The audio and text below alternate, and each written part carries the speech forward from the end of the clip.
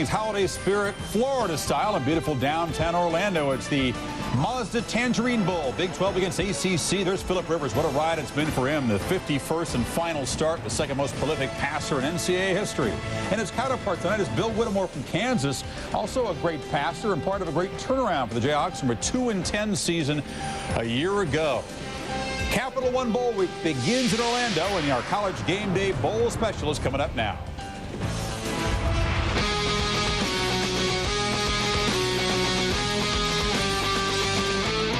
It's the most wonderful time of the year, with the catching of rallying and everyone telling you be on good cheer. It's the most wonderful time of the year. It's the And season's greetings from us, Chris Fowler, Trev Alberts, Mark May, the beginning of Capital One Bowl Week, which is actually 13 nights. 12 of those nights you're going to have football games, a total of 18 bowl games. You guys strapped in, ready to go right through January 3rd?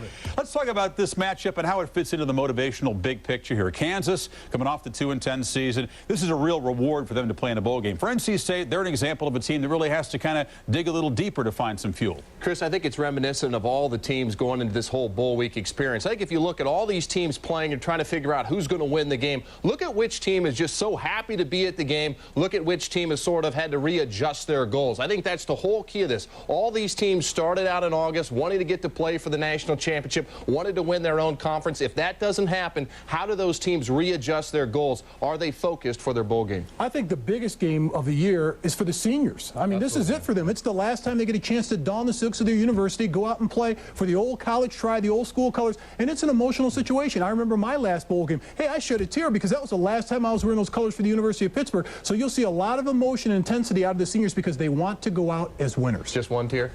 Big, tough Mark shedding a tear. Right. That's what it means in the final game. Man. Let's talk about the quarterback matchup for Whittemore and Kansas. He came back off an injury. They had to get bowl eligible by winning their final game. They had lost the previous 4 without him in there. Different team with Whittemore under center. Yeah, Bill missed 3 games, and that was the whole story for Kansas this season. But Bill, you know, he does all the things for him. A senior quarterback, completes 64% of his passes. You're going to see why here, number 4. He's got a real nice arm. I mean, he sits in the pocket. They love to spread people out. They got a nice running game with Clark Green, but it's really all about Bill Whittemore as he throws there. But this is what Bill Whittemore really can do. Sit back there in a shotgun. You think you're going to throw, has the ability to scramble up the middle. And I think when you look at NC State, we talked about their season this season, how they didn't win the ACC.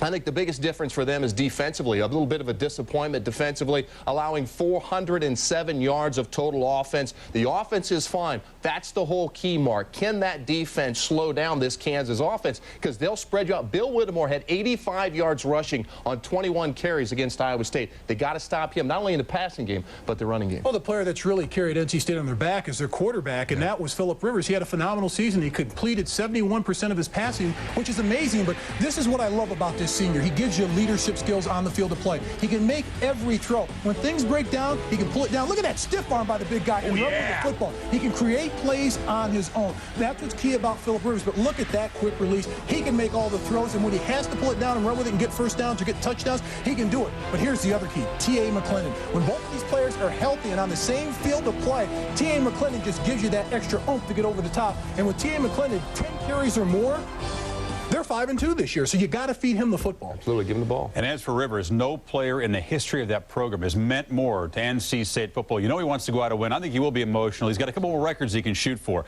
Meanwhile, we look ahead to Capital One Bowl Week. We can tell you about what's ahead on the platter this week. Coming right back at you tomorrow night with the Plains Capital Fort Worth Bowl. That's the game these guys talked about, TCU and Boise State.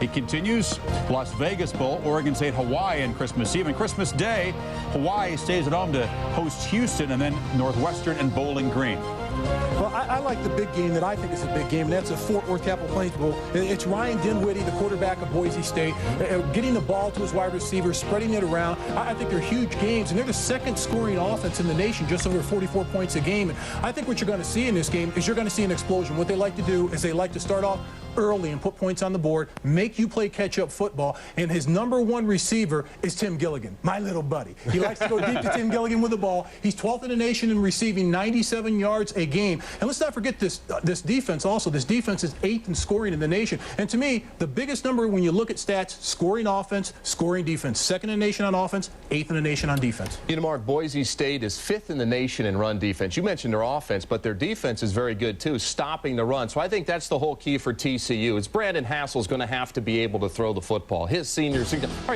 has really been a whole story about 2 different sorts of a season. I mean, the start of the season, he was terrific. He can do this. Got a nice arm, accurate right down the sideline. And then we talked about here another dimension that Brandon Hassel can bring. Just a quarterback draw, quarterback counter right up the middle. But the whole story for TCU and the whole story for Brandon Hassel this season, last 3 games, no touchdowns, 5 interceptions, 9 sacks. That's the whole story. The first 5 games, only 2 interceptions, no sacks. You have to protect Brandon Hassel. And what teams have figured out is if they get pressure on Brandon Hassel, he will force the ball. Can they block Boise State? Does Boise State get pressure on Brandon Hassel? I think that's the whole story of the game. You know, I love it when he talks about the keys to the game are the offensive linemen. Can they protect? Well, at some point, it does come back to the offensive lineman once in a while. There's another key here, and there's off-the-field news, and, you know, 'tis the season for suspensions in bowls. A total of 11 players combined of the 2 teams. Only 2 of them are starters. For TCU, Chase Johnson, starting center, curfew violation. There are 4 other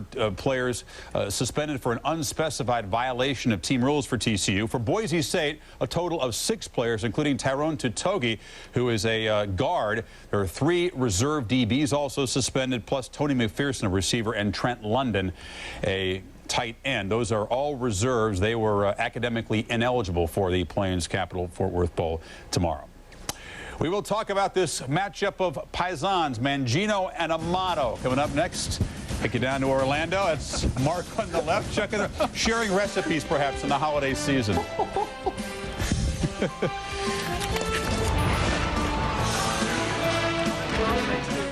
Stay together. There you are, buddy. There you are. Stay together. Stay together. Stay together. And let's keep that crowd out of the game. Let's keep that crowd out of the game. Hey, great players make plays. Now let's go.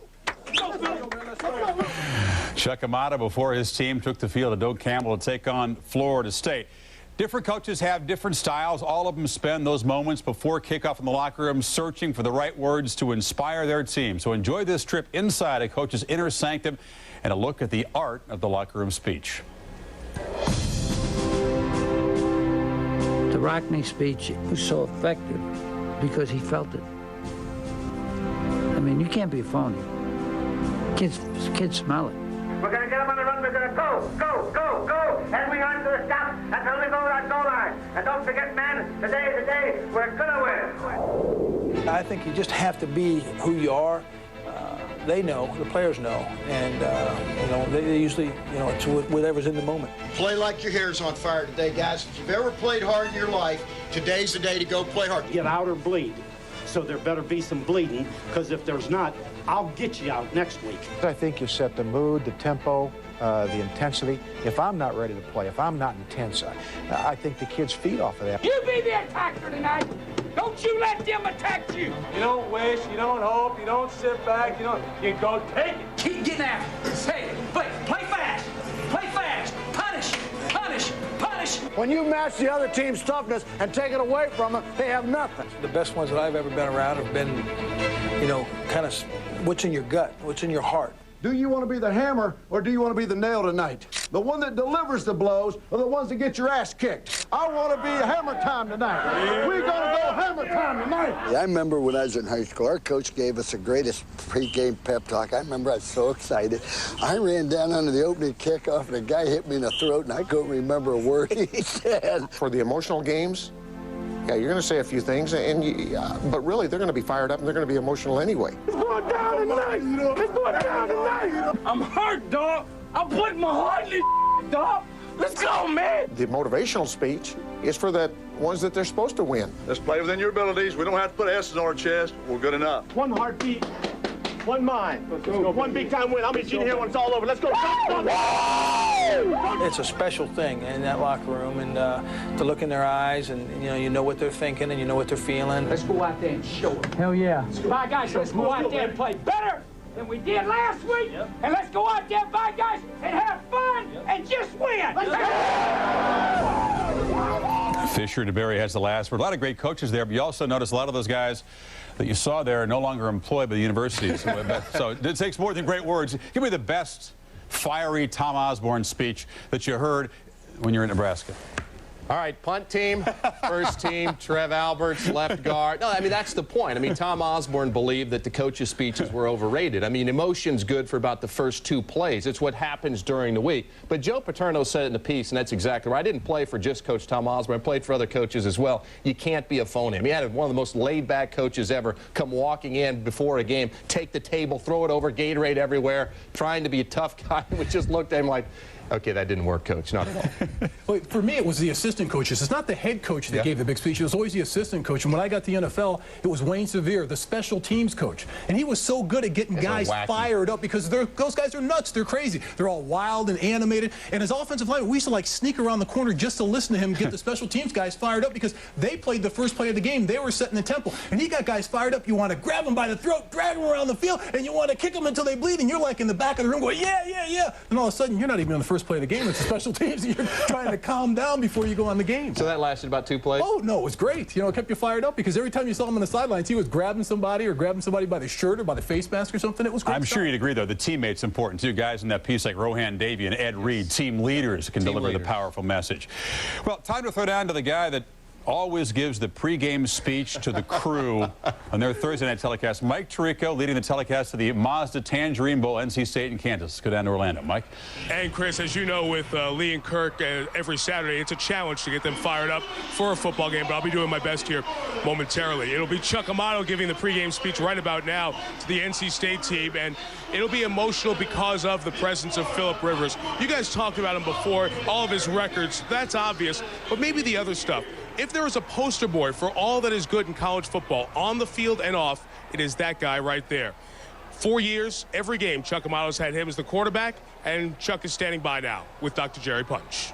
Well, Mike Tirico, 4 years ago, a group of young players bought into the pride and passion that would become the Chuck Amato era.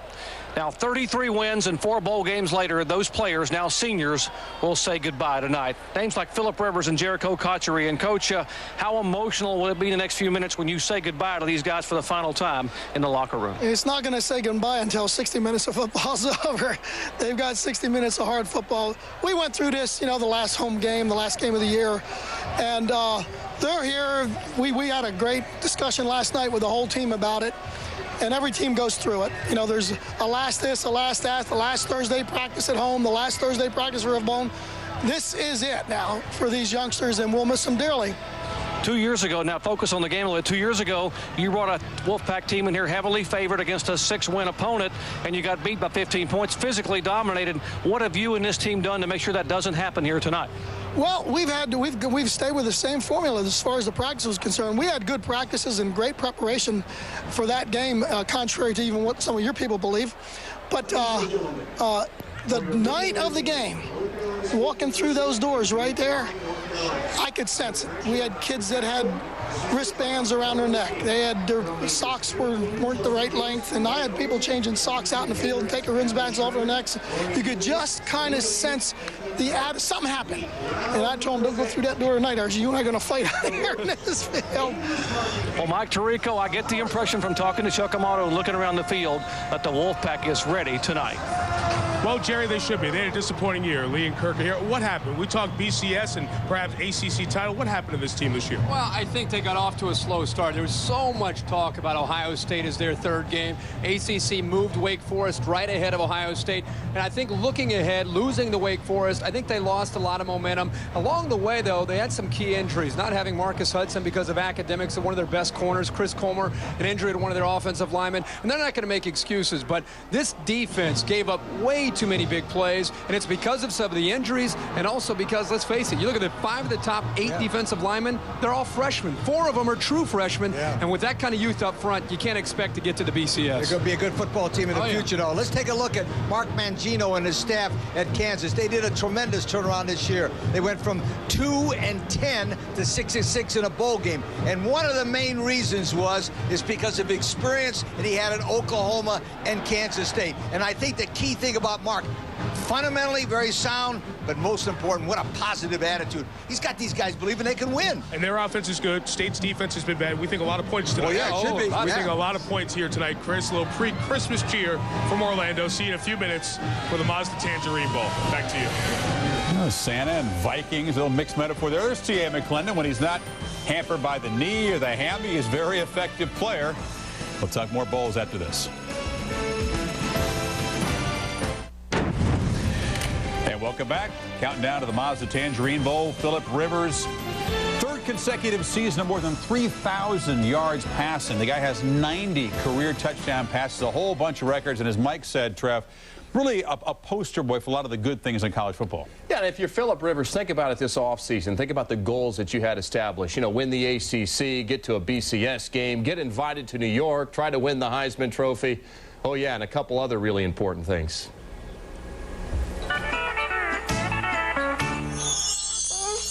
I'm here with Hallie. You may not know Hallie, but you might know her dad, husband and doting father, Philip Rivers.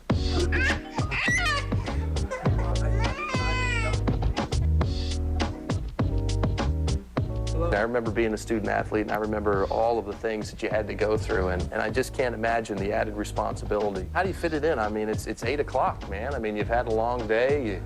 Most student athletes don't have to do what you're having to go through. Yeah, it's different. People ask me all the time how I fit it all in, but to me, I wouldn't know. I don't know any other way. But she's usually up about an hour when I get home. So we have a lot of. I try to have a lot of fun before she goes to bed. How did this all happen? I mean, was this sort of a plan? I mean, when you were younger, did you anticipate that you'd get married soon, or? I met Tiffany when she was in the 7th grade. I was in 8th grade, so I felt something special from the start, but certainly didn't know how it would all lay out like this or necessarily this early. But it's all, you know, if I could go back and do it again, I'd do it the same way. Now, has your wife taught you, Tiffany's taught you, how do you properly bathe a child? She a little bit, but see, a lot of that I already knew from having a little sister and brother at home. So what is the proper way, Philip? I mean, you just let them sit there for a while and then they're clean? That's most of it. Rinse them off a little bit, but they can't be too dirty. Show them this one. Touchdown. Touchdown. Yay. She loves that bath. She'd stay in there all night, wouldn't you? Come on. Where's your foot? Where's your foot? Good. Not a lie. This little quarterback book was given to us, and what's the name of the book? Little Quarterback, and the quarterback's number 17, so it's kind of neat. And they're red and white too. You read a book? You ever miss being single and being one, like some of your teammates, or? Not at all. I really don't. I got that. I got 2 semesters in the dorm and the video games and all that, but I certainly would rather be coming home here than at the dorm or in an apartment with a bunch of guys. You ready to go night-night? Say bye-bye. Say bye-bye. Bye-bye. Some Christmas shopping mixed in with the bowl preparations, right? You got to go get home for the little people. Is that what you buy on a 2-year-old? It's a whole new ball game when you have kids. I'm telling you that right now. Being a student, unbelievable what he has to deal with. You know? All right, let's go to Jerry Punch now, who's got the coach of the other side tonight. His team's going to try to shut down Mr. Rivers, Mr. Mangino. Doc? Well, following in the footsteps of his mentor, Bill Snyder at Kansas State and Bob Stoops at Oklahoma, Kansas second-year coach Mark Mangino has orchestrated a turnaround of his own. And, Coach, from 2-10 to 6-6 bowl eligible, what does this game tonight mean to your football team? Well, it means that we've made another big step in our process at Kansas, and our kids really deserve to be in a bowl. They've worked hard. They've overcome a lot of adversity, and for our seniors, they've had a lot of tough times here. It's a good way to go out in your career, being a bowl team and having a chance to participate in a bowl game. Coach, you have the unenviable task of trying to face the most prolific passer in Atlantic Coast Conference history. How do you stop Philip Rivers? Well, I don't know if you stop him, but he's like anybody else. You can't give him too many opportunities to sit back in the pocket all night and just look things over. We've got to do a good job of disguising things, mixing up the coverages, keep him guessing, and we got to bring some pressure. There's no doubt about it, but he's a fine player. But I think our kids are up for the challenge. Hey, Coach, congratulations on a great season. Good luck tonight. Thanks, Jerry. Guys? All right, Jerry, thank you. Mangino trying to build his program. And meanwhile, Mike Price, seeking to redeem his reputation, will have a second chance at UTEP. Price will try to win there, turn that program around, and make up for what he calls a bad hour and a half of his life in the golf fighting in Florida when he was fired from Alabama. Now he inherits a program that's had 3 consecutive 2-win seasons under Gary Nord, who was fired. So in a West Texas border town of El Paso, a chance to start over, but he inherits a program that's got some problems. Well, I think this is a huge hire for UTEP, and the reason why is you get Mike Price. He's coached teams to go to the Rose Bowl twice. All of a sudden, you're getting a named coach that's out there. He's going to be able to recruit the Pacific Northwest and California were recruited at Washington State, and local kids in the area of Southwest Texas. Instead of going elsewhere, they may stay and go to UTEP. I think this is a great hire for Texas El Paso. I'm all for second chances. I really am. I wonder when Rick Neuheisel is going to get his second chance, but I want every college head coach, we'll talk about, well, he deserves a second chance. My only thing is this: if you're a head coach out there right now, yes, you deserve a second chance, but every kid out there deserves a second chance as well. And I just challenge all those coaches. You know, Mike Price wanted a second chance. So many times when a kid makes a mistake, we're ready to throw him off the bus, throw him under the bus. I'm saying kids deserve second chances as well. Well, I think this is basically a stepping stone job for Mike Price. I think if he can go 500 or better here, maybe 2 consecutive years in a row, he's back in the big time, back in the top 20 program. And that would have to believe was the goal. I mean, you go from Alabama to UTEP. That is not a lateral move in coaching. All of a sudden, the budget changes a bit, Chris. You think? Yeah. All right. We'll get back. We're counting down to the big ball game in Orlando. Mangino and Amato are still talking about recipes.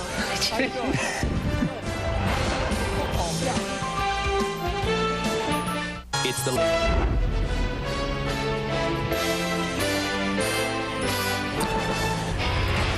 Capital One Bowl week continues. The Plains Capital Fort Worth Bowl should be a lot of fun. 23-2 combined record. TCU, Boise State tomorrow. Oregon State in New Mexico on Christmas Eve. Christmas Day from Hawaii.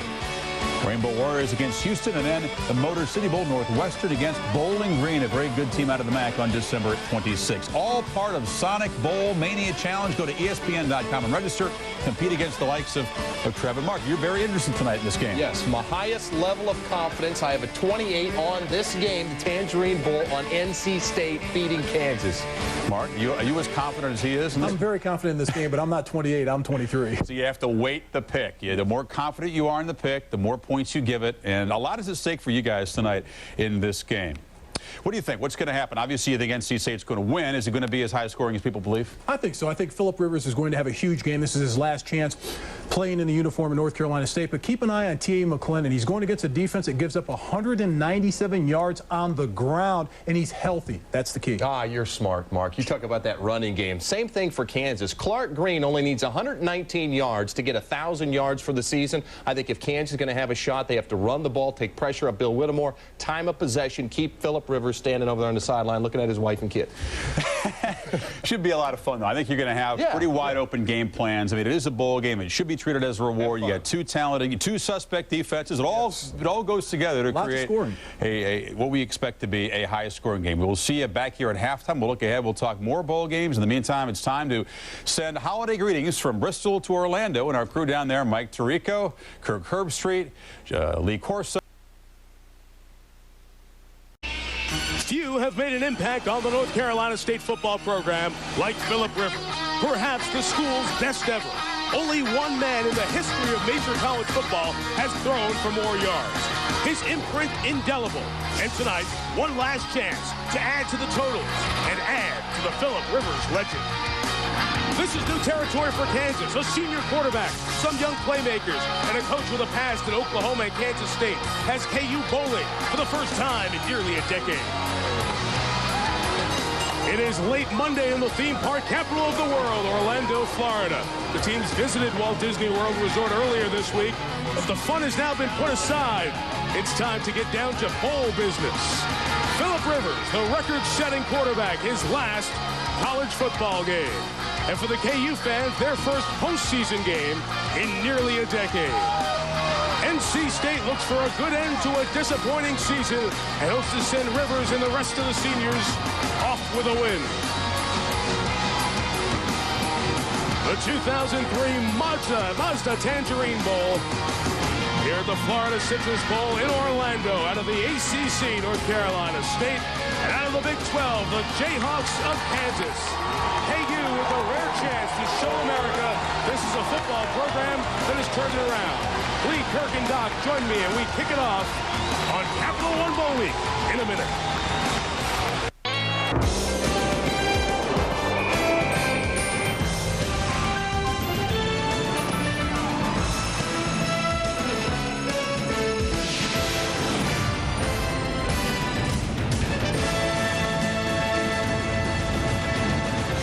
Off we go on Capital One Bowl Week from beautiful downtown Orlando. It's the 2003 Mazda Tangerine Bowl, the first bowl game for the teams from the BCS leagues. 7-5 North Carolina State for the ACC, Kansas 6-6 out of the Big 12. Slightly overcast, little wind, but it's a perfect night. We never say it rains in Orlando. No, Mike Tirico, Lee Corso, Kirk Herbstreit, Dr. Jerry Punch joins us in a little bit. Well, guys, in 20 years, when people talk about North Carolina State football at the turn of the century, they're going to refer to these 4 years as the Philip Rivers era. It comes to an end tonight. And Kirk, this is a guy we've seen plenty of times on Thursday nights. What a great person and what a great accomplishment in his 4 years. You know, it seems like it was just the other day at the Indiana game with Philip Rivers going up against Antoine Randall, but what an unbelievable career. You think about what he's been able to accomplish throughout the 4 years. But this year, I know with Philip Rivers, and I know what North Carolina State didn't get on the national scene because of some key losses, but he stepped up in big games against Ohio State and also against Florida State. And think about this. In the 4 years that he started at North Carolina State, he averaged close to 9 wins per year in Raleigh. That says all you need to know about his accomplishments and what he did at NC State. Can you imagine what he would have done this year with a defense? Yeah, exactly. Man, you're talking about defense. North Carolina State's defense is 116th out of 117 on pass defense. Not good. Yo, Kansas should be able to score with Bill Whittemore. You know, he's one of the best run-pass quarterbacks that no one's seen in college football this year. But, you know, they got a potent offense at Kansas. They average 29 points a game in the Big 12. They're 6-2 when he starts at quarterback. If he plays, they got a chance to win. When he got hurt, they lost 3 straight games without him there. Bill Whittemore. Oh, yeah. Lots of points. I think Kansas got a chance to score with him. Mark Mangino, he was an assistant for Bill Snyder at Kansas State, for Bob Stoops at Oklahoma, from 2-10 to 6-6 in a bowl game. Chuck Amato, 4 years at NC State, 4th bowl game. Kansas won the toss, deferred to the second half. It belongs to NC State as we get going at the Mazda Tangerine Bowl. The kickoff return for A.J. Davis out at the 35-yard line. So Jerry Punch for the 51st and final time. Philip Rivers leads NC State on the field. And Michael Chuckamara said there's no way you can put a price on the value Philip Rivers has had of this NC State program. His records on the field speak for themselves, but he's been even more impressive off the field. As an 18-year-old freshman, he phoned his mother every Sunday just to tell her he loved her. As a sophomore, he married his high school sweetheart, Tiffany. As a junior, they welcomed their first child, a daughter named Hallie. He's a loving son, devoted husband and father who firmly believes those are the awards in life that make a difference. What a special, special young man. ACC Player of the Year. We'll talk more about him as the night goes on. Opening drive starts from the 36. It's a reverse to Tremaine Hall. Got a block from his backup tight end Richard and picked up a first down close to midfield. So Hall, the good gain on first down. As Mark and Trev were talking in the studio, T.A. McClendon is healthy. That could be a difference in this NC State offense. He's good. Jericho Cotchery could become the all-time leading pass catcher at NC State tonight. Also on the Mazda starting lineups, up front, they've had some injury moves. John McKee in the right guard. He's in there because Ricky Fowler is out. You want the best of the bunch? 54. Attack Sean Locklear, the senior, was first team All-ACC this year. After an 11-yard pickup, first down from the 47. They fake the play they ran on the opening play, and Rivers passes to McClendon across midfield, up down at the 46, gain of about 7. Jonathan Lamb on the tackle. Here's the Kansas defense, gave up 28 points per game. 3 seniors start up front. David McMillan may be the best of this 4. One player who doesn't start, Travis Watkins, we'll see a lot of. 3 linebackers, all sophomores, strength of the defense. Toomey in the middle is the heart and soul. Watch number 1 if you want to see the passion tonight. corners got issues over here. Charles Gordon, see him? He's the top pass catcher. Moved over to defensive back 3 games ago. Remus Johnson on the other corner. Those 2 guys are going to have their hands full tonight. Officially a pickup of 8, so this is 2nd and 2, and Rivers up top for Washington. Touchdown. Richard Washington. And just like that, it begins for the Pack. Now, minute 2. Yeah, that's right. Minute 2 seconds, 3 plays. Kansas plays zone on 3 straight plays, trying to be very conservative, trying to avoid the big play. And third play, 45-yard touchdown pass. Washington getting behind zone coverage. Well, offensive coordinator Neil Monzoni lied to us. He said they weren't going to run. They ran 1. Yeah, they did. Yeah, they threw in that little trickery there in their first play. And then poop, poop, poop. Yeah, I have a feeling Phillip might throw for a few yards tonight. Yep. Adam Kiker, the senior kicker, is on for the extra point. Out of the snap of Danny Young and the hold of Chris Young in 62 seconds. Welcome back to the bowl season, Kansas. Phillip Rivers up top to Richard Washington. First touchdown catch of the year for Washington. It's 7-0. Don't go away now. Took a $2 for Phillip Rivers and the Wolfpack to go on top. I think he's sweating there. Yeah, I don't know. A little bit, maybe? Might be just damp. Just from warming up. And when you rush 3 and you drop 8, you want to make sure that you don't give up the big play behind. Gordon, Mike, you talked about he's a receiver, and he's moved over to help them in the latter part of the season, and he's made some good plays, but there, Washington got right behind him, and Phillip Rivers put it right on the money. Although they only rushed 3, I tell you what, that Derek Thomas and Sean Locklear did a nice job at the tackles. Adam Kiker doing the kickoffs here tonight in the hands of John Rangel, who took it across the 20s, brought down at the 26-yard line. And Freddie Autry-Lindsay made the tackle. So Rivers has put up 7. Let's see what the man on the other side can do. The Kansas quarterback, he's a senior as well. Bill Whittemore playing his final game. As Lee mentioned, when he was healthy, this team's offense was good. That's when they won all their games. He got hurt in the Kansas State game. They lost that game and the subsequent 3. He came back for the season finale, a 36-7 win over Iowa State. Senior, 3 schools in 4 years. Every season with an injury, gets a chance to close it out here in a bowl game.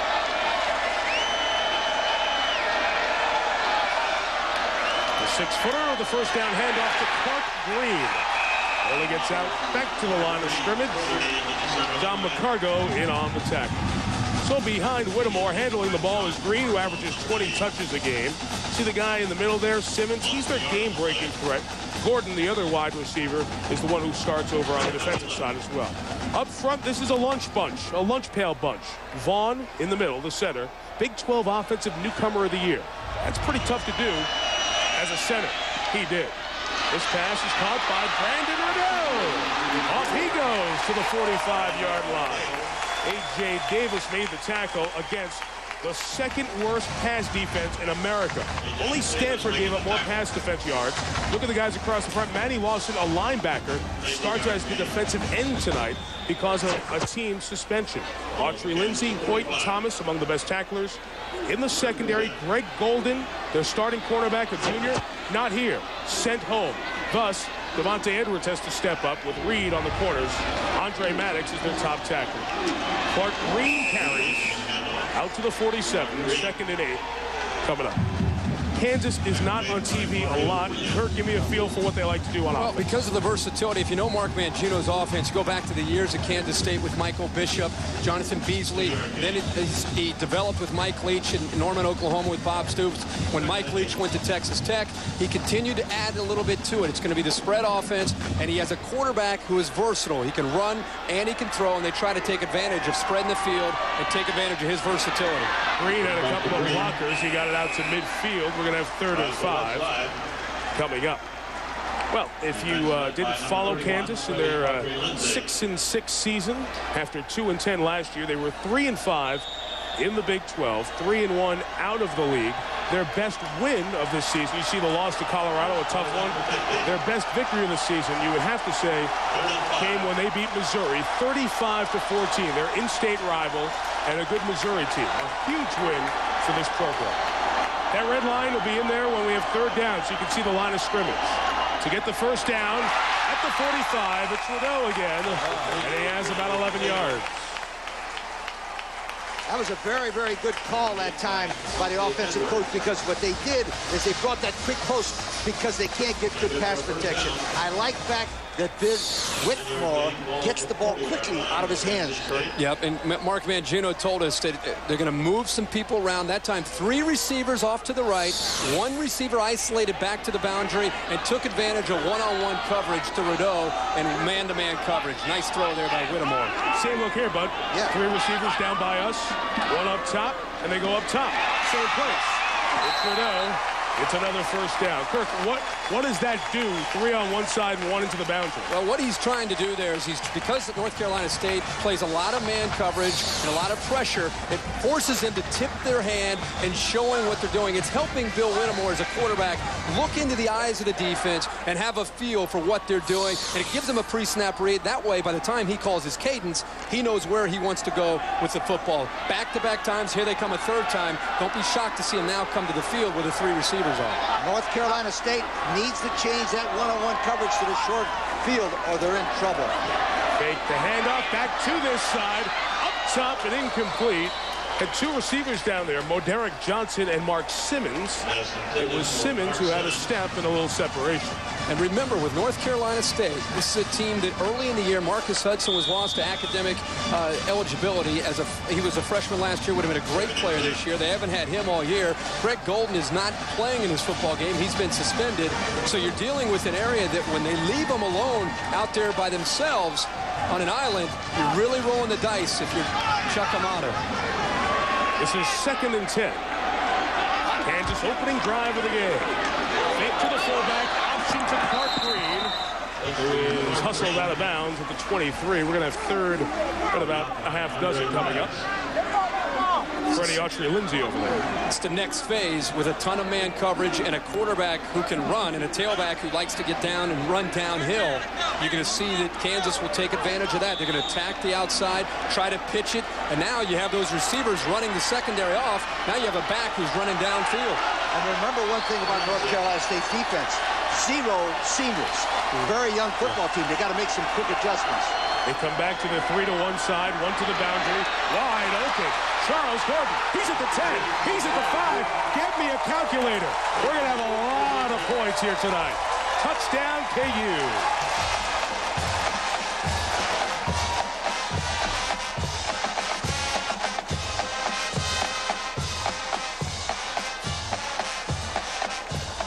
I feel like I'm at Allen Fieldhouse. A 23-yard pass from Whittemore. Johnny Beck, junior kicker out of KCK, Kansas City, Kansas. 1 kicker, Jared Brooks is the other, and Brooks comes on to add this extra point. Gordon comes up with his 5th touchdown. The freshman, who we saw on defense in the first series, got beat for a touchdown, scored a touchdown. Capital One Bowl week, 7-all. Well, square at 7. Whittemore very good in that drive, guys. He was 4 of 5 for 66 yards. And it's very, very important for a football team that's 6-6 to answer the heavy favorite, and they did, Kirk. Yep, NC State with a lot of pressure on that first series, a lot of man coverage. They brought Maddox to safety, and they left Gordon all by himself. Nice recognition there by Whittemore to get him the football. Johnny Beck's kickoff, A.J. Davis on the return. Nice returns to the near side for the 2nd time. He's out to the 31. Jerome Kemp on the tackle. Lee takes us back to the touchdown. One of the reasons why this is a touchdown, watch Whittemore right here. And number 95, Martin's going to hit him right in the left arm. And he throws the ball under pressure. Watch, boom. Now, as soon as the play is over, you'll watch him. He grabs his left arm as we were watching him. Remember, this kid's been hurt a lot. Hopefully they get hurt on that one. But, boy, that was a nice, tough guy. Very competitive. Very competitive. He's not going to back down. NC State, I'll tell you what, went right down in 3 plays. Kansas came right back. They showed a lot of heart during that drive. NC State's turn to respond. Drive start at the 32. Rivers has 5 options and a lot of green grass. Got a block and got a first down at the 44.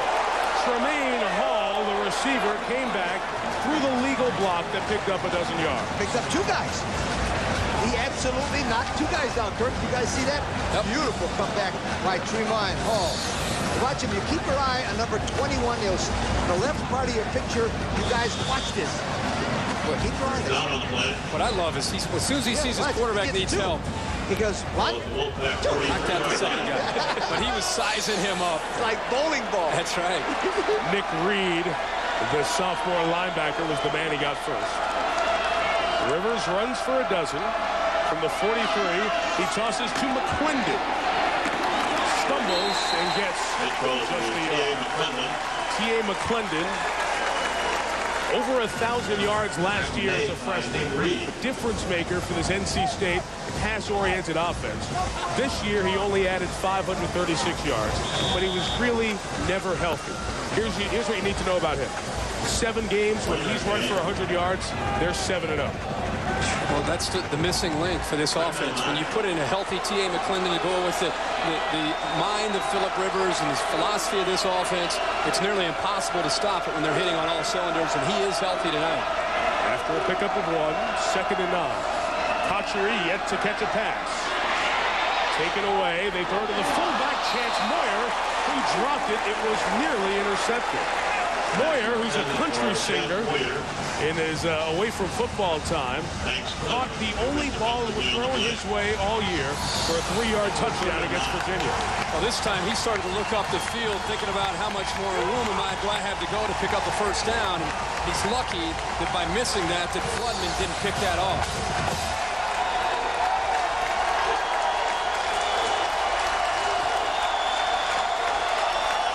Third and 9. Red line, line of scrimmage. Yellow line, first down. Kansas rushes 5. Rivers pass is caught by Kocheri, first down at the 43. Jericho Kocheri, chance tonight to become the all-time leading pass catcher in NC State history. He got 13 there.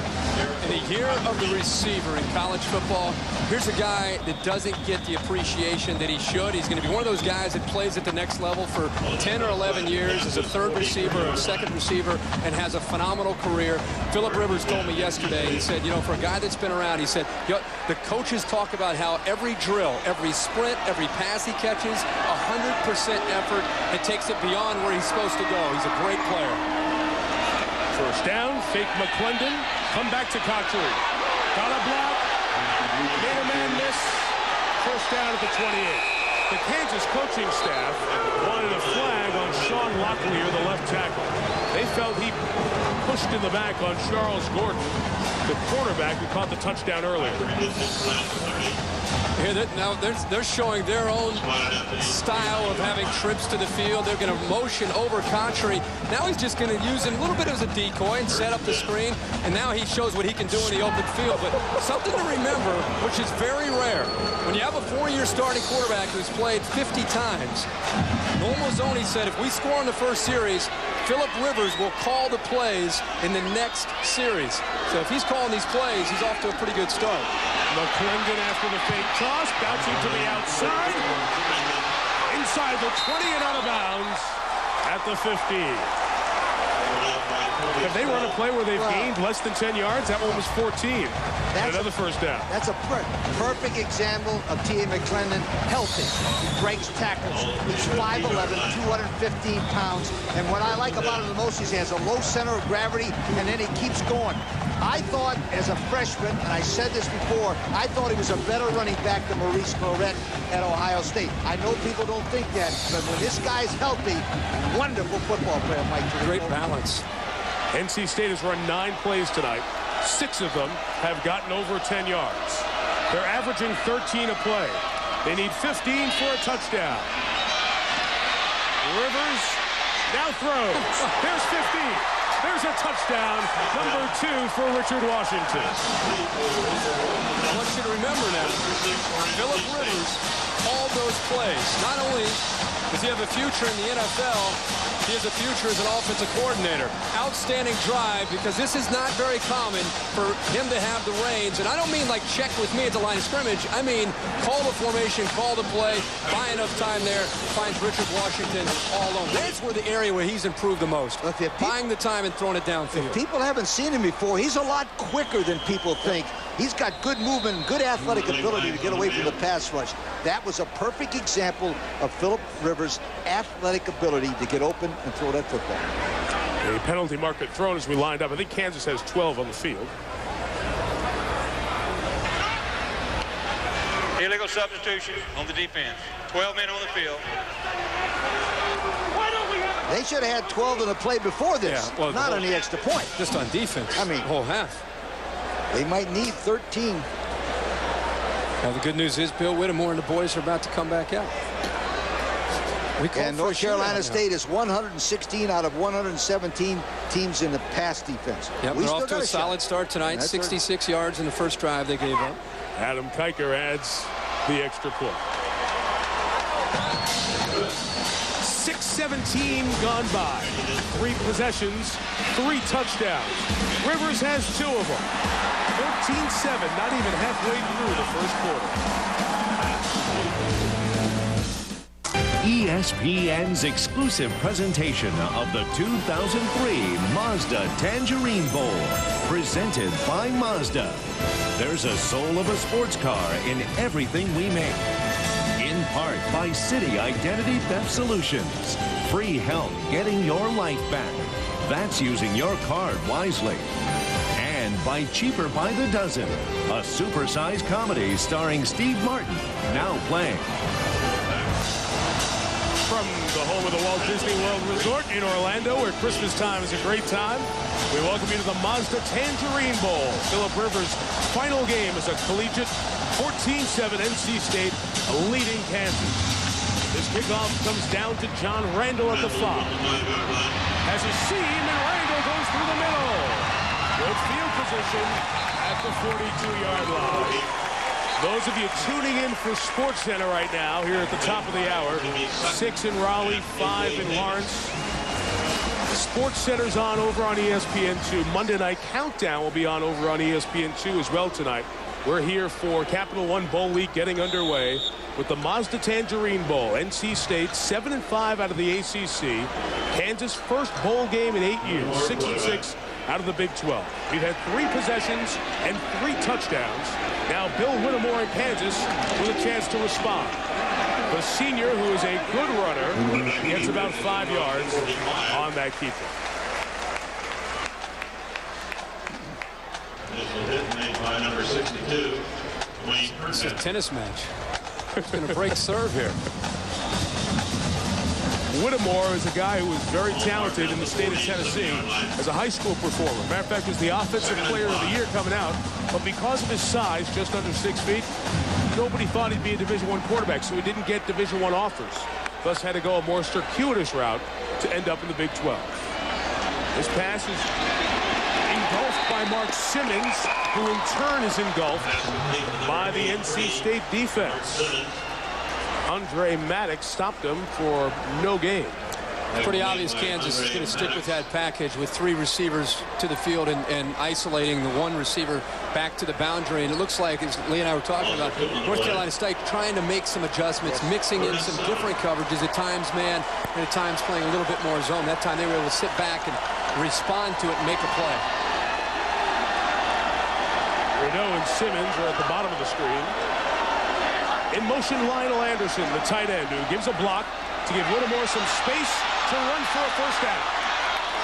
Out to the 47-yard line. Brought to his knees by Garland Heath, the freshman, and a late flag comes in.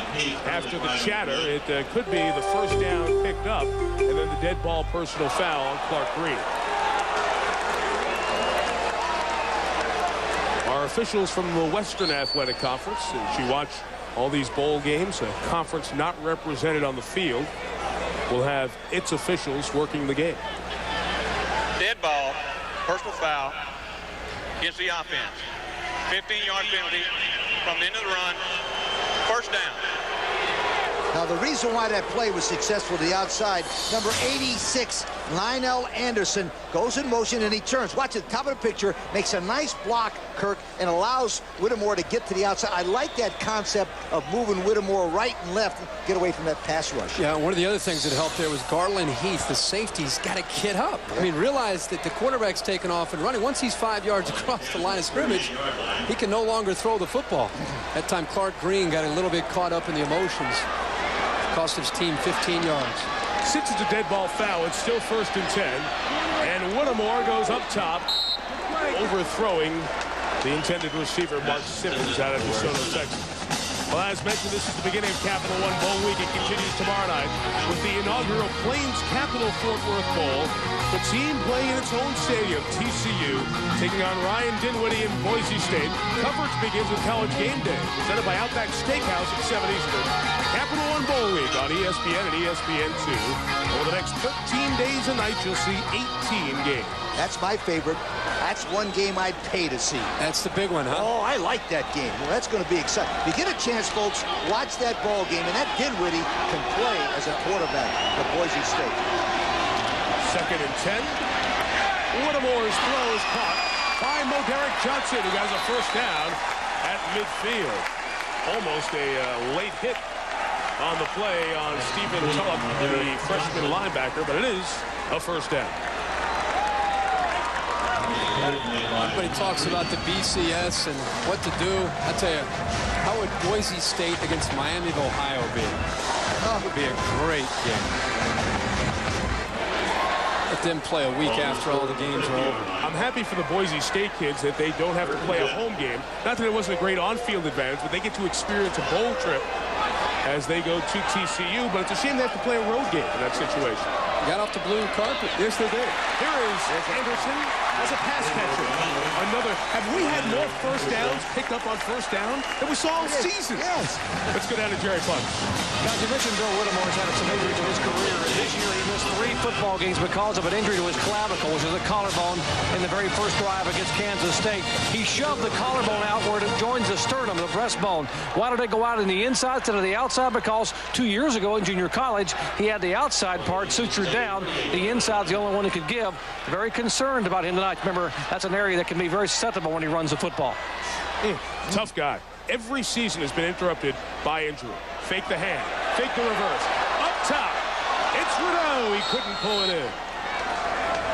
Maddox came over to help on the coverage against the 6'4" junior out of Beaumont, Texas. The number that stood out to me is Doc was talking, the graphic there with 17 touchdown passes, only 4 interceptions on the year. That tells you about the advantage of having a quarterback who's been around and making great decisions in Mark Mangino's offense. And the thing I liked about him, he was hurt for 3 weeks, come back against Iowa State, runs for 2, throws for 1, 306 yards of total offense. He's the winner. Yep. He's a winner. He sure is.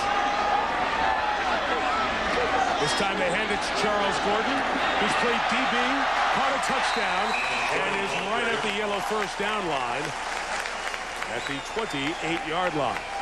Gordon, the freshman, has brought speed to this team. He's out of Carson, California, and earned some freshman All-America honors for his kick returning and wide receiver play. In fact, he was named freshman All-American by Sporting News. And he's a tremendous-looking athlete, 5'11", 165. The thing I like about him, Kirk and Mike, is the fact he's such an athlete, but he's got that California speed. Boom! Can he play? Turned the corner there. Oh, didn't he ever? Came in motion. The defensive back trying to run him with him was Victor Stevens, and he couldn't stay with him. Now he's one of the 3 receivers near side. Looks like the center forgot the snap count. That's always a problem.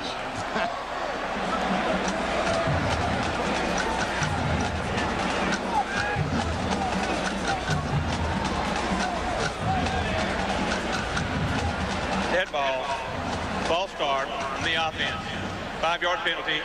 Replay 1st down.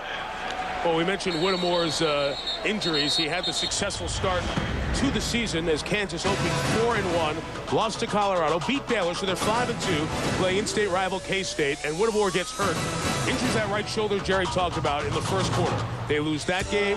They lose at Texas A&M, lose to Nebraska, lose at Oklahoma State. But he gets a huge ovation and a hug from his coach, Mark Mangino, as he comes off the field, part of the 36-7 win over Iowa State. Get a feeling for what he's been able to do in terms of numbers in the Big 12 this year. Only B.J. Simmons out of the pass-happy Texas Tech offense. It's a great opportunity for this program, the Kansas program, to show the nation what they're doing outside of basketball season. I mean, this is a team that people have not seen nationally for years. And Mark Mangino, in his second year there, has turned this program around, has them believing, and tonight you're seeing a pretty good example of that. They could have very easily folded their tent, but they're fighting back and showing that they've got some toughness. See that number? 251 yards. We're on pace for 1,500 yards tonight. Whittemore's pass is incomplete. It was behind Derek Johnson. Right? Is that right? 250 in 10 minutes. Times 6, 250. That's 1,500 yards. Yeah, that's a lot. It's a long Talk about Mark Mangino. The thing about it that I like about him, 11 years as an assistant football coach at Oklahoma, Kansas State. He was around a winning program. The records of those two teams while he was there, 100 wins, 30 losses, and 1 tie. The guy knows what to do with the football team. You know what that means? That means when he addresses this team, they listen because they know he's been around winning programs. 2nd and 15, waiting for a man to break free. It should be a flag. Oh! Maybe I missed it, but I thought Gordon was knocked down as he was in the middle of that route. He was knocked down. Okay, I just...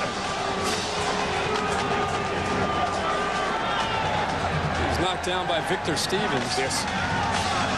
No flag. 3rd and 15 coming. I know Chuck Amato has spent a lot of time in Florida State, and he believes in a philosophy and playing a ton of man coverage and turning everybody else loose to put pressure on a quarterback.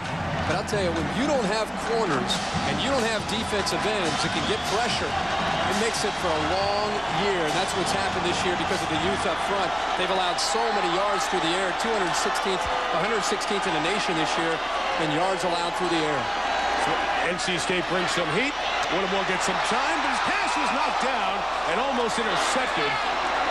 It was John McCargo who made the deflection and nearly turned into a Manny Lawson interception. Well, this time that pressure got to Whittemore. They did bring Maddox again from the outside, and they're just trying to mix it up, trying to get Whittemore off balance as best they can, and they got to him. McCargo definitely knocked that ball away, and that did not allow Kansas to have a chance for the first down. From here, it would be a 50-yard field goal. They don't have a field goal kicker with that kind of leg. Curtis Ansel comes in and try to pin him inside the 15 or 10-yard line. Hits it very high. Perfect. Absolutely ideal. How about 5 seconds of hang time? Wow. And out of bounds at the 3. Might take Phillip 8 plays this time. Curtis Ansel, the senior out of Kansas, 18th kick inside the 20. Long field for Phillip Rivers. It was 2 possessions, 2 touchdowns.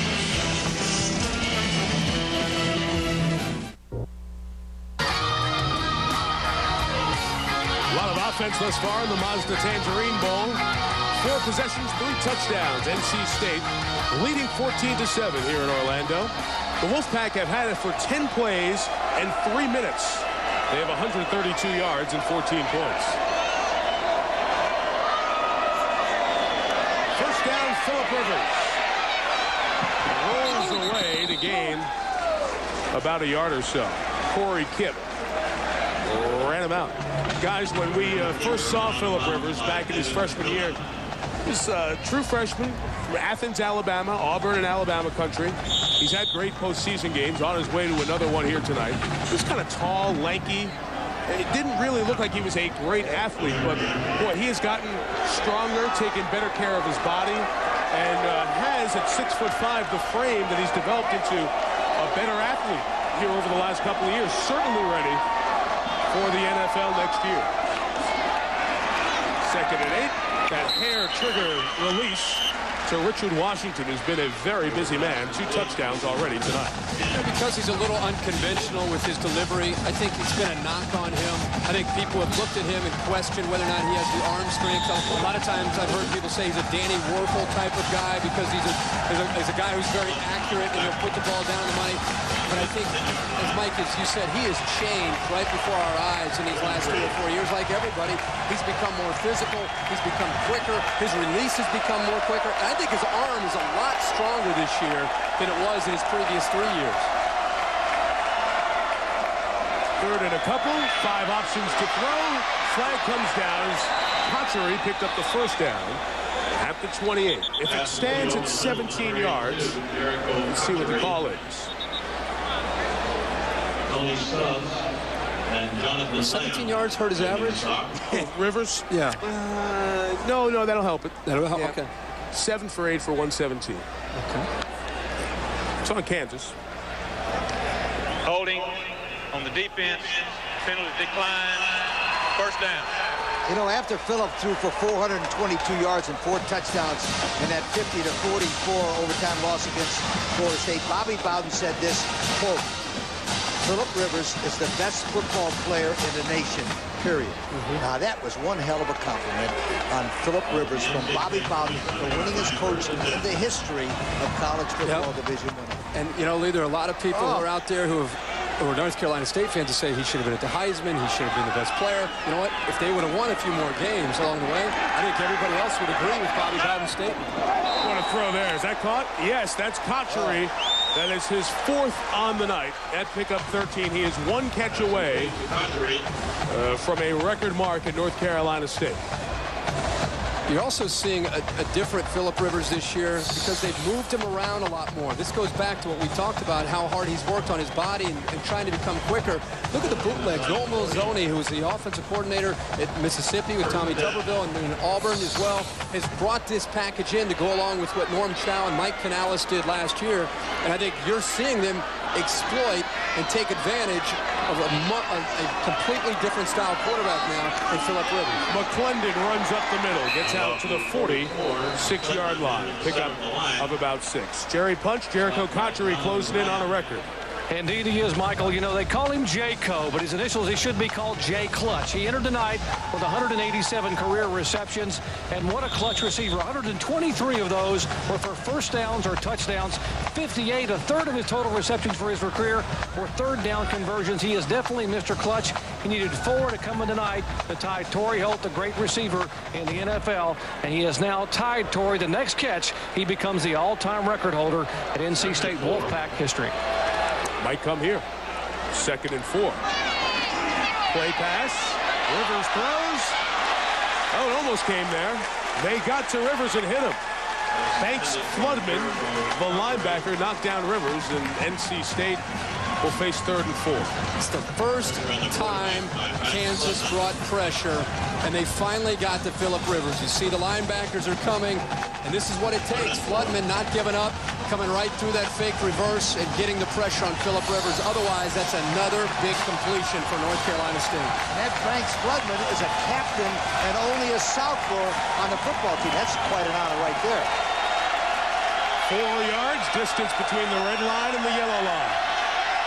Rivers, first down to the 43-yard line for Tremaine Hall. See, now, and I understand it's 3rd down, but it's not 3rd and 12 or 15. They're going to rush 3 and drop 8. And Phillip Rivers is too accurate, and you're giving him too much time. Eventually, his receivers get into the bubble, and Rivers is going to anticipate it and put it right in the hole. They go very quick. Toss to Hall out of the backfield. Got a block. A couple of yards shy of the first down. Pickup of 8 for Tremaine, who carried it 33 times this year. He touched it 125 times a game. He averaged about 100 yards each of the 12 Wolfpack games.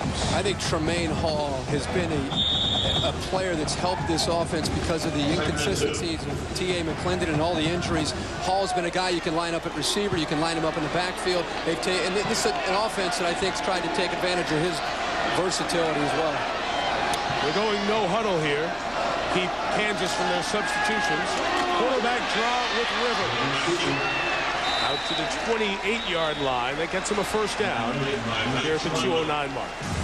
Quick second, they'll move the chains. We'll sneak in a promo tonight.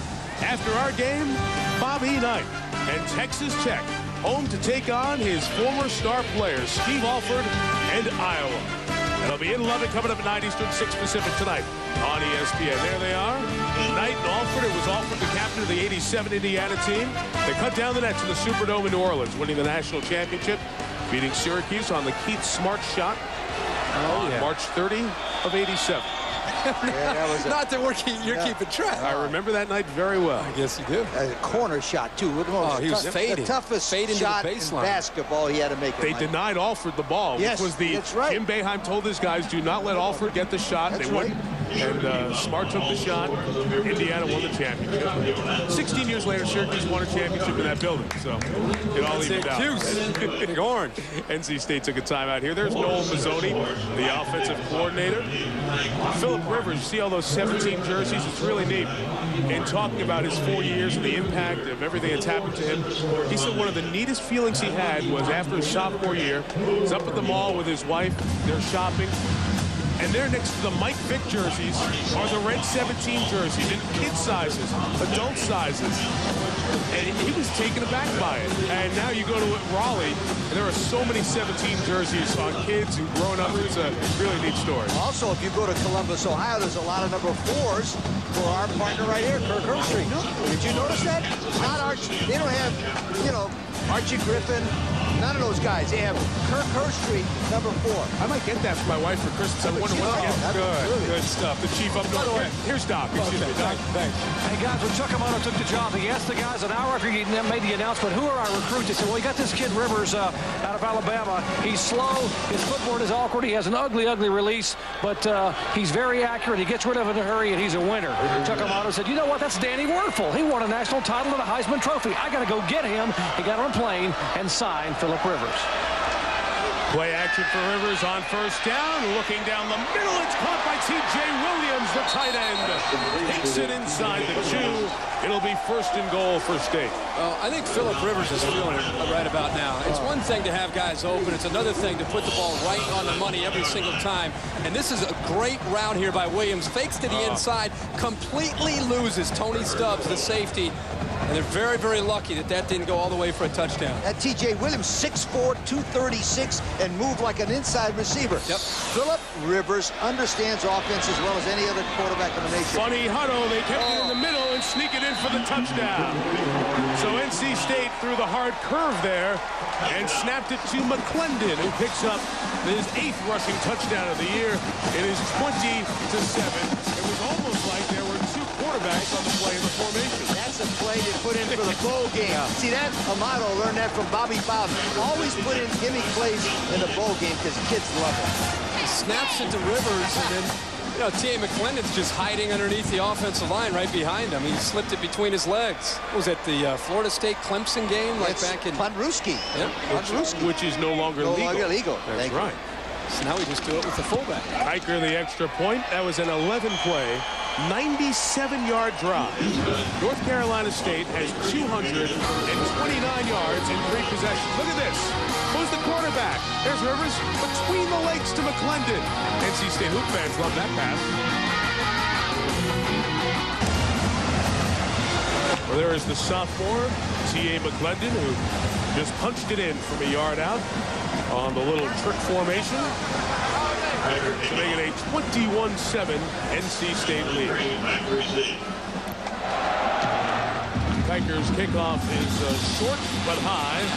Randall has had a couple of nice returns. From the 8, takes it out to the 27-yard line. Spilled by J.J. Jones, the backup rover.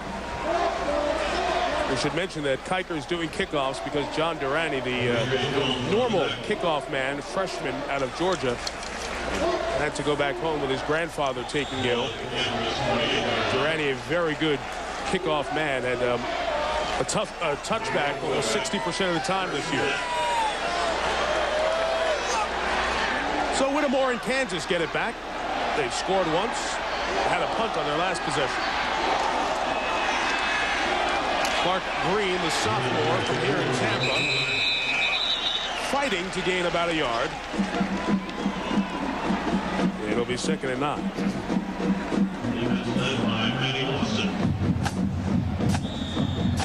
We mentioned this is Kansas's first bowl game in 8 years. Go back to 1995 and the Aloha Bowl. when Glenn Mason was the coach of the Jayhawks. They beat UCLA 51-30 in that game. Remember, Glenn Mason was going to Georgia right after that ball game. Went to Georgia and came back home. And then eventually went to Minnesota, where he's got the Gophers program turned around. Minnesota will play in the Sun Bowl against Oregon. To Green, his 42nd reception of the year is a first down. Out to the 44, redshirt freshman Pat Lowry stopped him after a gain of 15. Speaking of Clark Green, he has the most receptions, that's 42, than any other back in the history of Kansas. An outstanding football player at 5'11", 205 from Tampa, Florida. Got good-looking athletes over there. That's one thing you notice when you look at the Kansas roster. There are players from all over the country playing on this football team. That's why this game is important for them, a rare national TV appearance for KU. Could be the final play of the longest first quarter ever. Green going to gain about a yard, and that'll bring us to an end. Got there.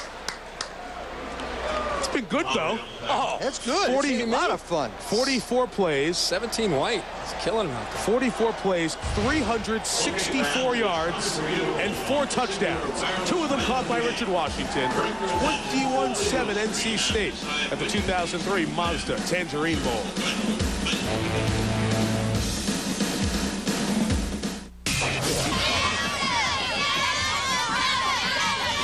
Quarter number 2 of the 2003 Mazda Tangerine Bowl. State by 14 as quarter 2 starts with a 2nd and 9 for Kansas. At their own 45. Bill Whittemore will keep it on a designed run and pick up the first down at the 43-yard line. A.J. Davis, the redshirt freshman, made the tackle. Now, the Ola Wines ESPN game track. NC State has been a smooth Chardonnay. 3 of 3. 2 touchdown passes from Rivers to Washington. The other one was a run at the back end of a 97-yard drive. Meantime, on the opening drive of the game, it was a touchdown pass to Charles Gordon, the freshman out of Carson, California. We've had 22 first downs on 45 plays. That is obscene defense. Whittemore is supposed to be a shovel pass to Gordon. He wasn't there, so Whittemore ended up keeping it. See Whittemore's slow to get up? That happens a lot. He's got a little of that Jim Brown, last guy off the pile. I know that North Carolina State's young up front. 5 of their top 8 defensive linemen are freshmen. I know it's been a tough year in that regard. They've had some things to deal with in the secondary. But again, the amount of man-to-man coverage that this defense plays is astounding to me. It's so different from what most teams are doing. Whittemore's throw is caught by Brandon Rideau. A couple yards shy of a first down. 3rd and about, well, see, the spot's pretty generous. I think it's going to be 3rd and less than a yard. You know, in the mid-90s, you remember when Florida State played Florida and Danny Warfel got hit several times by Peter Boulware and Andre Wadsworth? That was the game they set the tape, right? Right. Yeah. Well, that was a team, and Nebraska beat Florida where they brought more than Danny Warfel and the Florida offense could handle. That was very trendy then to just play straight man and put a safety in the middle of the field and bring more than they can handle. You don't see teams still doing that except North Carolina State. 3rd and 1. They try power football, and Green is stopped that time by Freddie Autry Lindsay. Try, you got to go for it. Yeah. Guaranteed you got to go for it. Because you might not get the ball again without the other team scoring. It'll be 28-7 when you get it. Well, the last time you left it down in a 2, didn't you? Hello. You got to go for it. I called Autry Lindsay. Oliver Hoyt made that first hit, and Hoyt and Clark Green, 22 in white and 30 in blue, have been best buddies since Pee Wee football days in Tampa. See if they meet again here. No, it's option. It's Whittemore, and it's first down.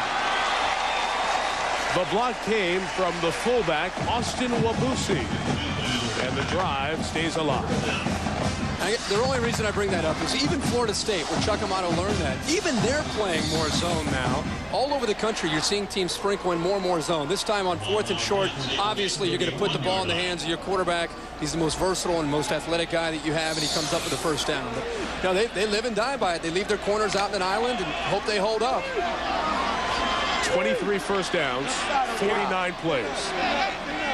Remember, when you're tracking first downs, a touchdown counts for a new first down as well. Whittemore a pump, a deep toss for Simmons. Deflected away by Devontae Edwards. He started 3 games in 2003. He was a wide receiver when last NC State was here in the 2001 Tangerine Bowl loss to Pittsburgh. That was a nice play by Devontae Edwards. He's one of the few guys from North Carolina on the defensive secondary. Kirky has 3 of those 4 defensive backs are from the speed state of Florida. He's trying to get the guys. 5 of the back 7 are from the state of Florida. Chuck Amato's going to the right place to get those players. Right now, they're young. Yeah, they're going to get better. They'll get better. But Edwards showed his background of playing a receiver by finding the football there. That was a great play. Not sure if there was confusion with John Randall in the game. Whatever it is, it sends Whittemore to the deck thanks to Freddie Autry-Lindsay. A loss of 4 on the play. Randall, who's a freshman who's been playing both offense and defense, had one of his offensive snaps there, and there seemed to be confusion. One of the things also that I think that Chuck Amato's got to do in the springtime, I think he's got to name a defensive coordinator. He's one of the few coaches in America that doesn't have a defensive coordinator. He's got a line coach, a corner coach, a safety coach, and then a linebacker coach, and no defensive coordinator. I think he's got to do that, Mike. I just hope whatever he does, he sprinkles in a little bit of zone in the offseason. 3rd and 14. They bring 5. Whittemore has time. Intercepted. 2 receivers got in each other's way, and A.J. Davis has some blockers. He's on the way. Whittemore knocked him out of bounds.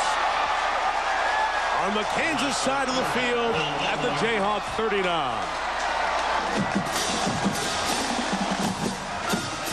47-yard return for Davis, who had his other pick of the season against the Buckeyes in Columbus. Well, that time, he had time to throw. I think there was just confusion with the receivers downfield. He must have listened to you. They're in a zone defense. Yeah, they sat back that time on 3rd and long. And you don't think they're listening to you? They could be. I mean, it's next door to us. Look at, they're playing zone. Perfect. I do know it helps the defense when one receiver bumps the other receiver off his route. That's not good, though. No, not good. 15, John Richards in the game. Every time he's been in the game, they've run the ball. This time they fake the run. Rivers to McClendon, leaks out of the backfield. To the 17. Pickup of 22. Well, let me tell you, I don't know who's calling the plays. If it's Manzoni or if it's Phillip Rivers. But I'm telling you, this is an offense in rhythm, Kirk. It's one of the best-looking offenses I've seen this year for keeping you off balance. This is a clinic film. I'm telling you. This is one that you want to show in the offseason that people are going to want to come to Raleigh now to try to learn this offense and how does it work. Wow. And this isn't an accident. I mean, they finished the second half of the season on fire offensively. In the red zone again from the 17. It's McClendon again. Pick up 6. 2nd and 4 coming up. Sid Bachman made the tackle. The other thing that we continue to talk about as he limps off the field is having T.A. McClendon in there and having him healthy. I was shocked when Chuck Amato said that because of the injuries, the last 10 weeks of the regular season, he did not practice one time full contact on a Tuesday or a Wednesday. Wow. This bowl preparation, he had 15 days of practice where they beat him up. They scrimmaged, they took off the yellow jersey, and they went after him, and they thought it was going to help him be prepared for tonight. Backfield is empty. Rivers on the throwback to the lineman. Locklear. Are you kidding me? First down to the 5. Sean Locklear. First team All-ACC lineman. A penalty marker apparently down on the play, although it's okay. They are talking about it. It was a lateral. I can't believe he didn't throw that.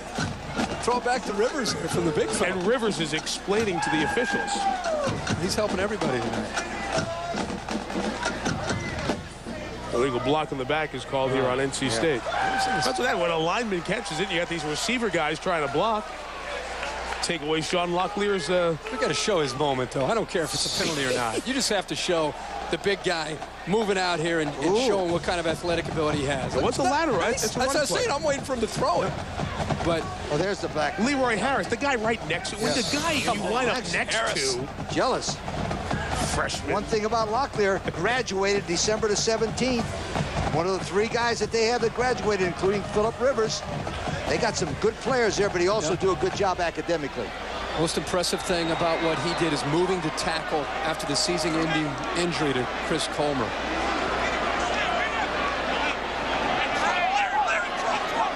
NC State trying to go 4 possessions, 4 touchdowns. Into the boundary with McClendon. Here comes another flag as TA gets taken down inside the 10.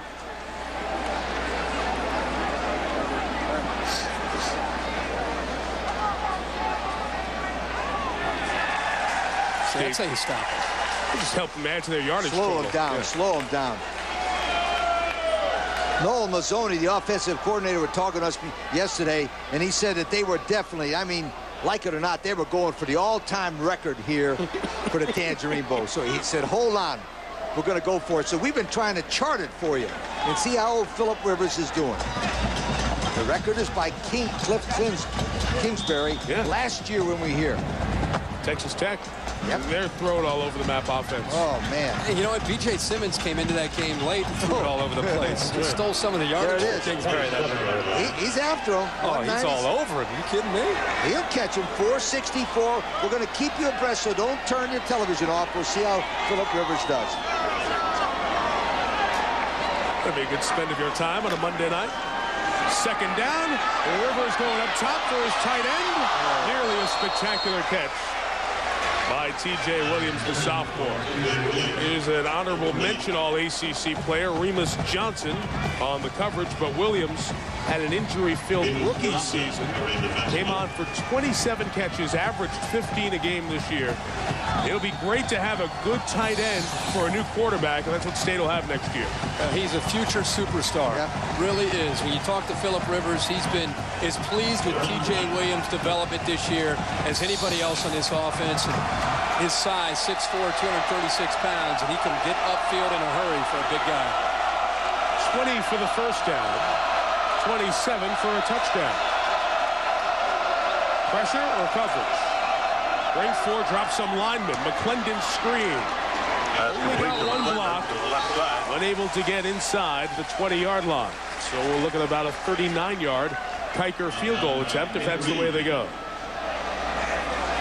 Well, they didn't score a touchdown. There you go. Got to start somewhere. That's it, I'll tell you. Well, they haven't scored a touchdown yet. You never know if there's a fake up their sleeve. The way they're calling plays tonight. No, just you don't know. No, you never know. Chris Young holds for Kiker, who struggled towards the back end of the season. Had a good overall year. This is a 41-yarder. What win there is behind him. No good. All right, they stopped him. So KU holds NC State. And the lead is 14. Kansas ball when you come back.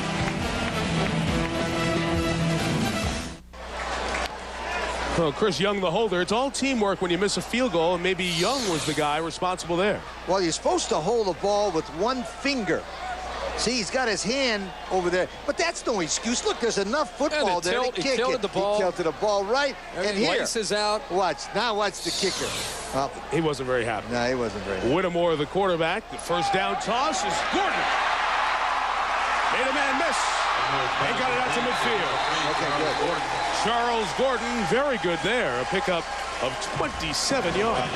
You know, we're talking up here, but you know the interesting thing to me, it's only 21-7. Yeah, it is. It should be like 58-2, the way it looks like Florida, North Carolina State's moving the football. But I tell you what, they're back in it. Kansas is, they're throwing the football. I mean, they're having some success. They just, that last sequence of plays really hurt. The team in white is 116 out of 170. Their offense is ridiculous, but the NC State defense, they'll keep Kansas running.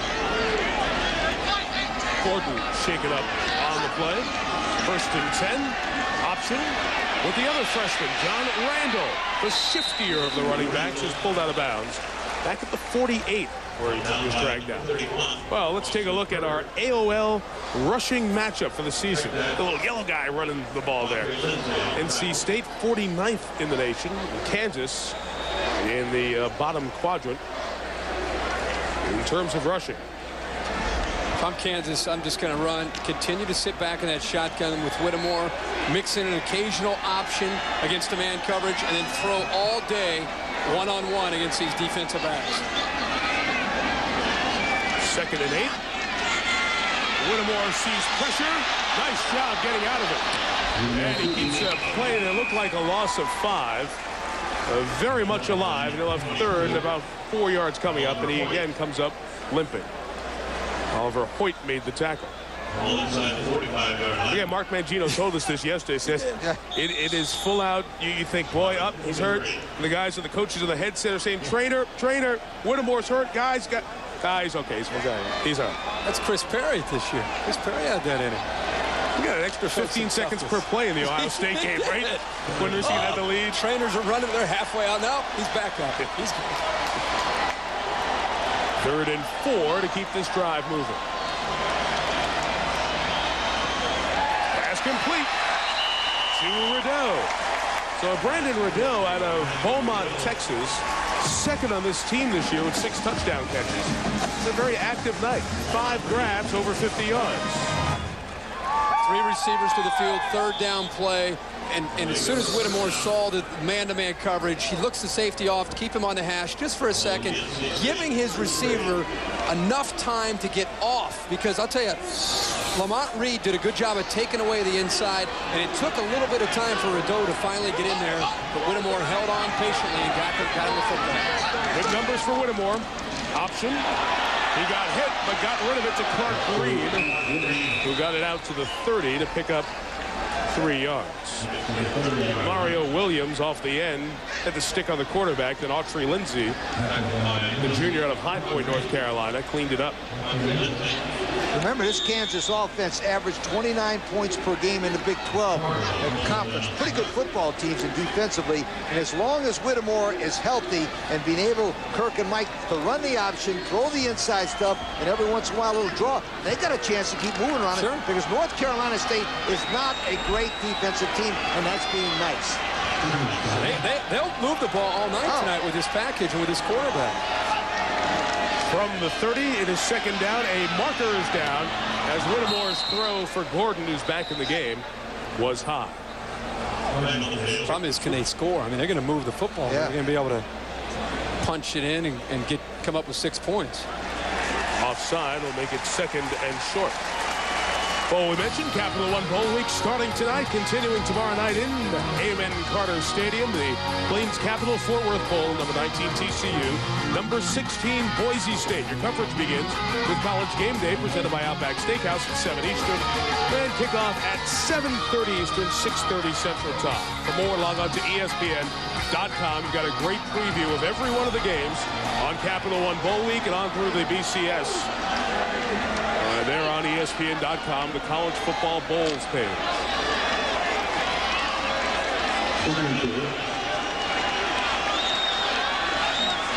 Second and 2. Whittemore has some room to run. Got there with the fake and got the 1st down. Just the use of the pump fake can be very effective, and it was there.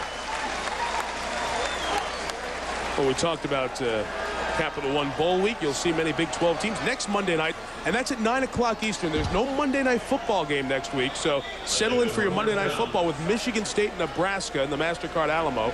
Texas Tech plays Navy. Wazoo against Texas in the Pacific Life Holiday. You guys will have a great time out there in San Diego, as we have the last few years. Ole Miss will take on Oklahoma State, and then 2 teams in the Bowl Championship Series. K-State, Ohio State in the Tostitos Fiesta Bowl. Oklahoma, LSU in the Nokia Sugar Bowl, the BCS title game. Option Clark Green inside the 15 to the 10-yard line. That's a pickup of 8 yards.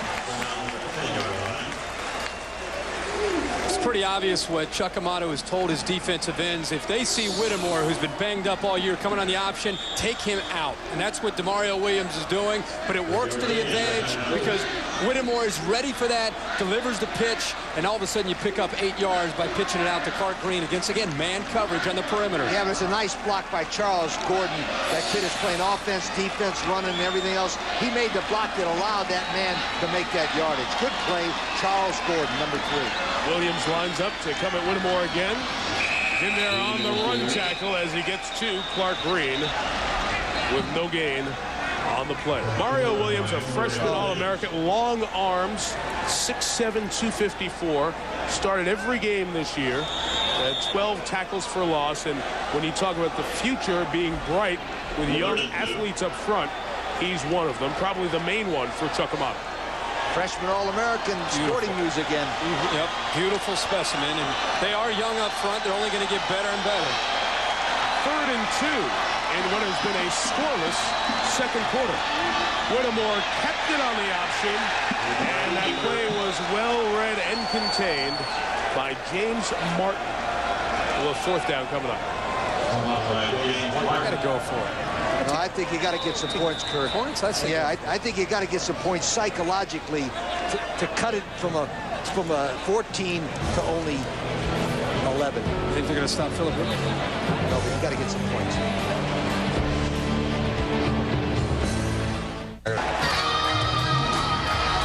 Good contingent made the trip from Lawrence here for the Mazda Tangerine Bowl. KU's first bowl game in 8 years. They're going to go for it here on 4th and about 3 in North Carolina State. Seeing what Kansas will do, takes a timeout. But it's 2 basketball-rich tradition schools. Why not see what they're going to do on offense and take a timeout to set up your defense? When you think about it, both of these schools have followed a similar path. Schools with unbelievable basketball tradition who have hired the assistant coach off a championship team, Amato, Florida State, Mangino, Kansas State, and Oklahoma especially, to turn them into, hopefully, football success. Before 4th down, let's visit with Chris Fowler, see what the guys have cooking for halftime. Well, Mike, thank you. We're going to talk about TCU and Boise State. When Corso says he would pay to watch the game, it's going to be a good game. We'll talk about that one. We'll talk about things I want for Christmas for college football, Mark. And I'm going to talk about things I would like to give for Christmas. He's in a giving mood. Give. All right, plus other sports news and notes. The Knicks looking to Isaiah Thomas to rescue them from their current predicament. All coming up at halftime, guys. We hope you'll stick around and join us. We absolutely will, Chris. And see what the guys' wish list there is. I want to hear Fowler's wish list, too, for Christmas. Coming up here at halftime. 21-7, NC State on top of Kansas. Of course, in this stadium, we'll have the Capital One Bowl on New Year's Day. Great game. Love the Capital One Bowl. 4th and 3. Whittemore adjusting the play. 10 guys in a box here. Just trying to pull it off. You're going to get your field goal, Lee. I hope so. This is not a second guess. You got to get points. So there we go. We've had 3 timeouts without a play. It's terrific stuff, huh? That's good stuff. Can't have more entertaining TV.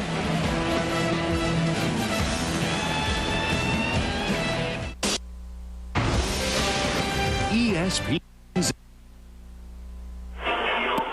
3 Mazda Tangerine Bowl, presented by Mazda.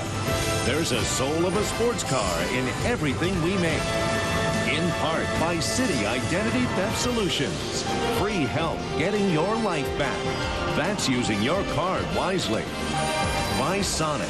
It's not just good, it's Sonic good. And by T. Rowe Price.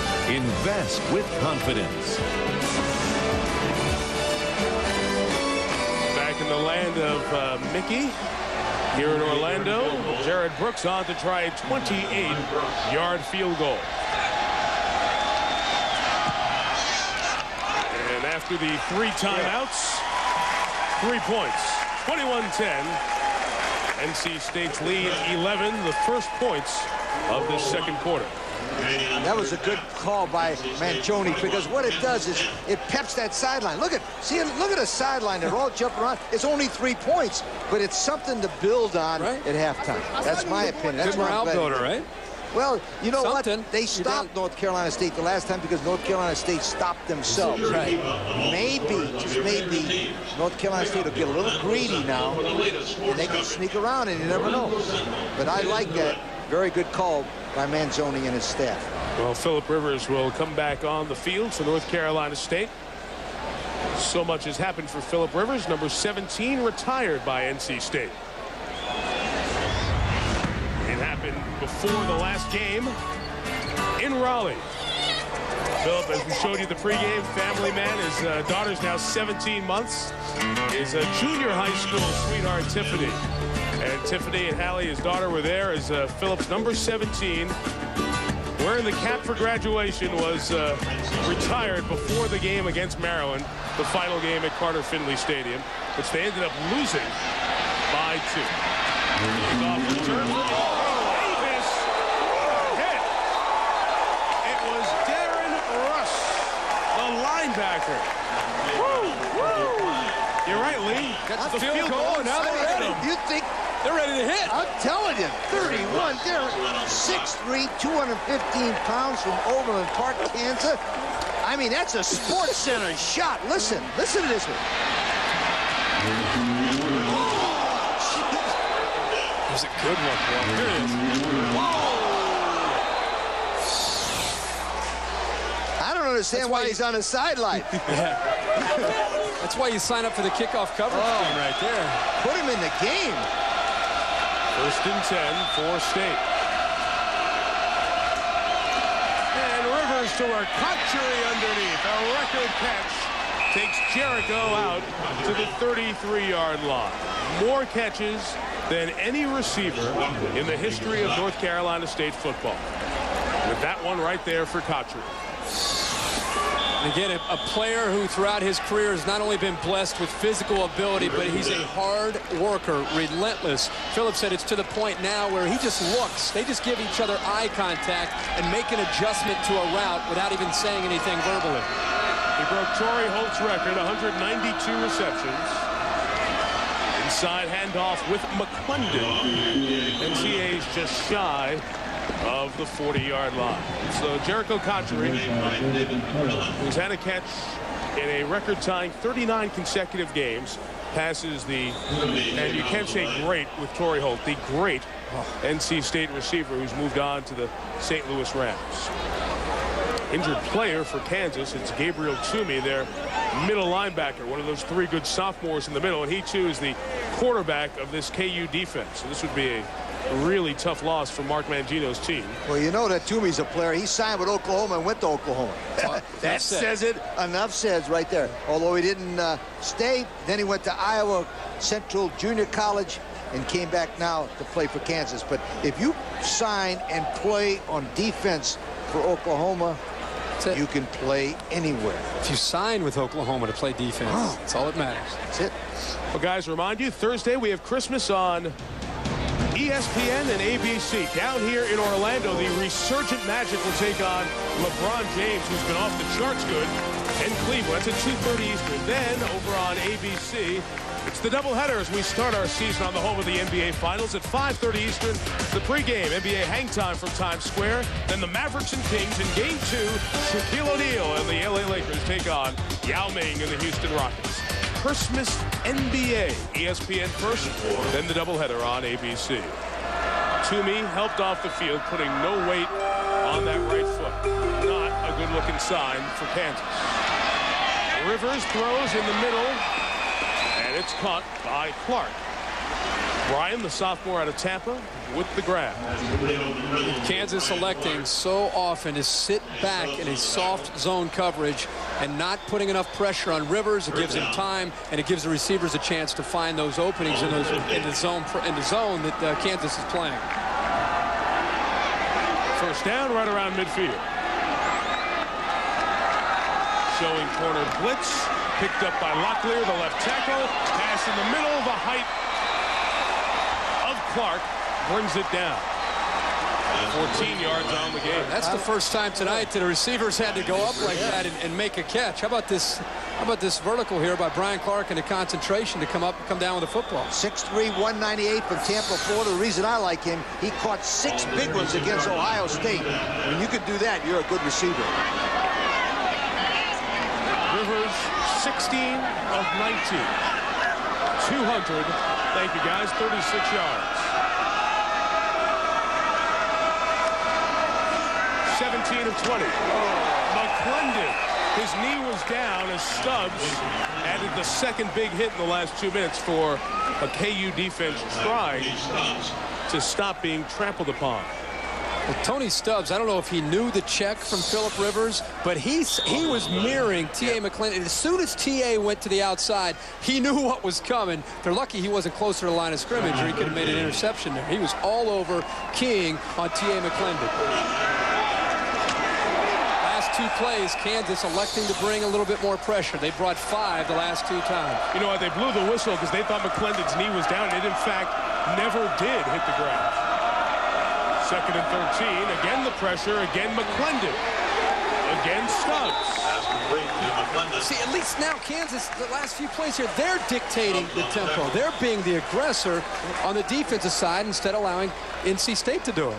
NC State timeout. McClendon is limping, and T.A. McClendon is once again, as been said so often during NC State football games this year, he is shaken up. Well, while we have a second, during this timeout, we'll let you ponder this. What former all-conference Kansas quarterback went on to be the 1980 NFC Defensive Player of the Year with the Rams? Aflac Trivia question and answer coming up.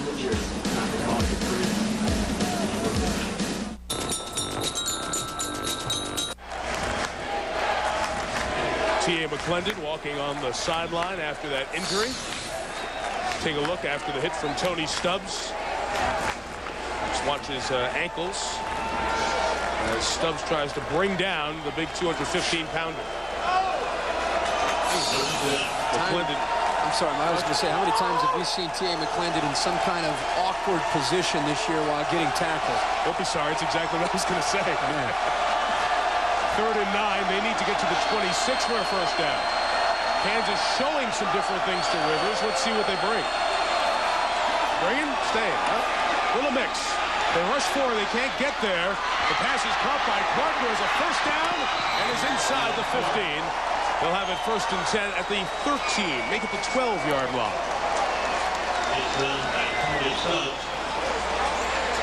Now the snap was low.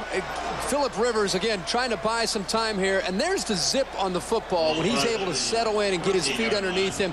Puts it right in front of Clark and enough room there to pick up the first down. Yeah, but you got to give the offensive linemen, Paulson, Harris, Locklear, McKeon, and their coach, Mike Berry, a lot of credit. That was a combination blitz, and he picked it up nicely.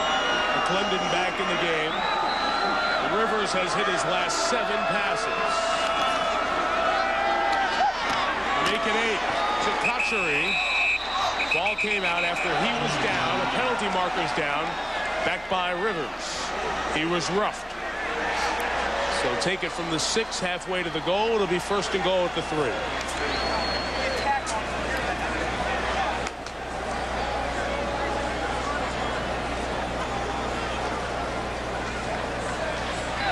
Roughing the passer on the defense. Half the distance to go. 1st down. But guys, we had the Aflac trivia question earlier. Now the guys in the truck didn't want us to see this question this morning. They thought we'd have a tough time answering it. Come on, this is easy. Yeah. We can do it in unison. Ready? 1, 2, 3. Nolan Cromwell. Yeah, it's easy. So, come on. Come on. It was an easy one.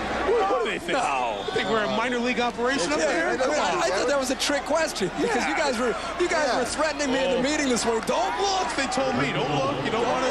That's the 4-yard line. Come on. 1st and goal from the 4. Rivers play action. Comes back to McClendon. Touchdown. His 3rd pass of the night. Pass complete to number 44, T.A. McClendon. Well, let me tell you something. I admit when I'm wrong. I said they should get up there. Mangione made a great call by going for the field goal, but I'll tell you what I do the second half. No more field goal. Thank you. No more. I was wrong. I mean, it's okay. I mean, they can't stop nobody. 17's release for all of the people that are going to evaluate him between now and April. Please, we'll accept the awkward delivery and it's unorthodox, but don't question its quickness. He's got a quick release. Adam Kiker adds the extra point, making it 28-10. McClendon catches a touchdown pass. On that one, Rivers 8 of 8 on the drive, 21 of 24 for 3 touchdowns in the 1st half. Back for the NC State kickoff in this 28-10 game, fielded by John Randall from the 7. Nice open field tackle at the 25-yard line by Stephen Tuck, the linebacker. Phillip Rivers is 21 of 24 for 268 yards and 3 touchdowns. It's been about as perfect. If you did his passer rating, it would be off the charts. If you look at their offense, it's a clinic. Oh, yeah, it's beautifully organized and orchestrated and called and everything. I really think Noel Mazzoni needs to put this one away. Put this one in a vault. And Phillip's already kicking back. You put it in a vault, and when you want to go around and show people how to run offense, this might be the one you pull out.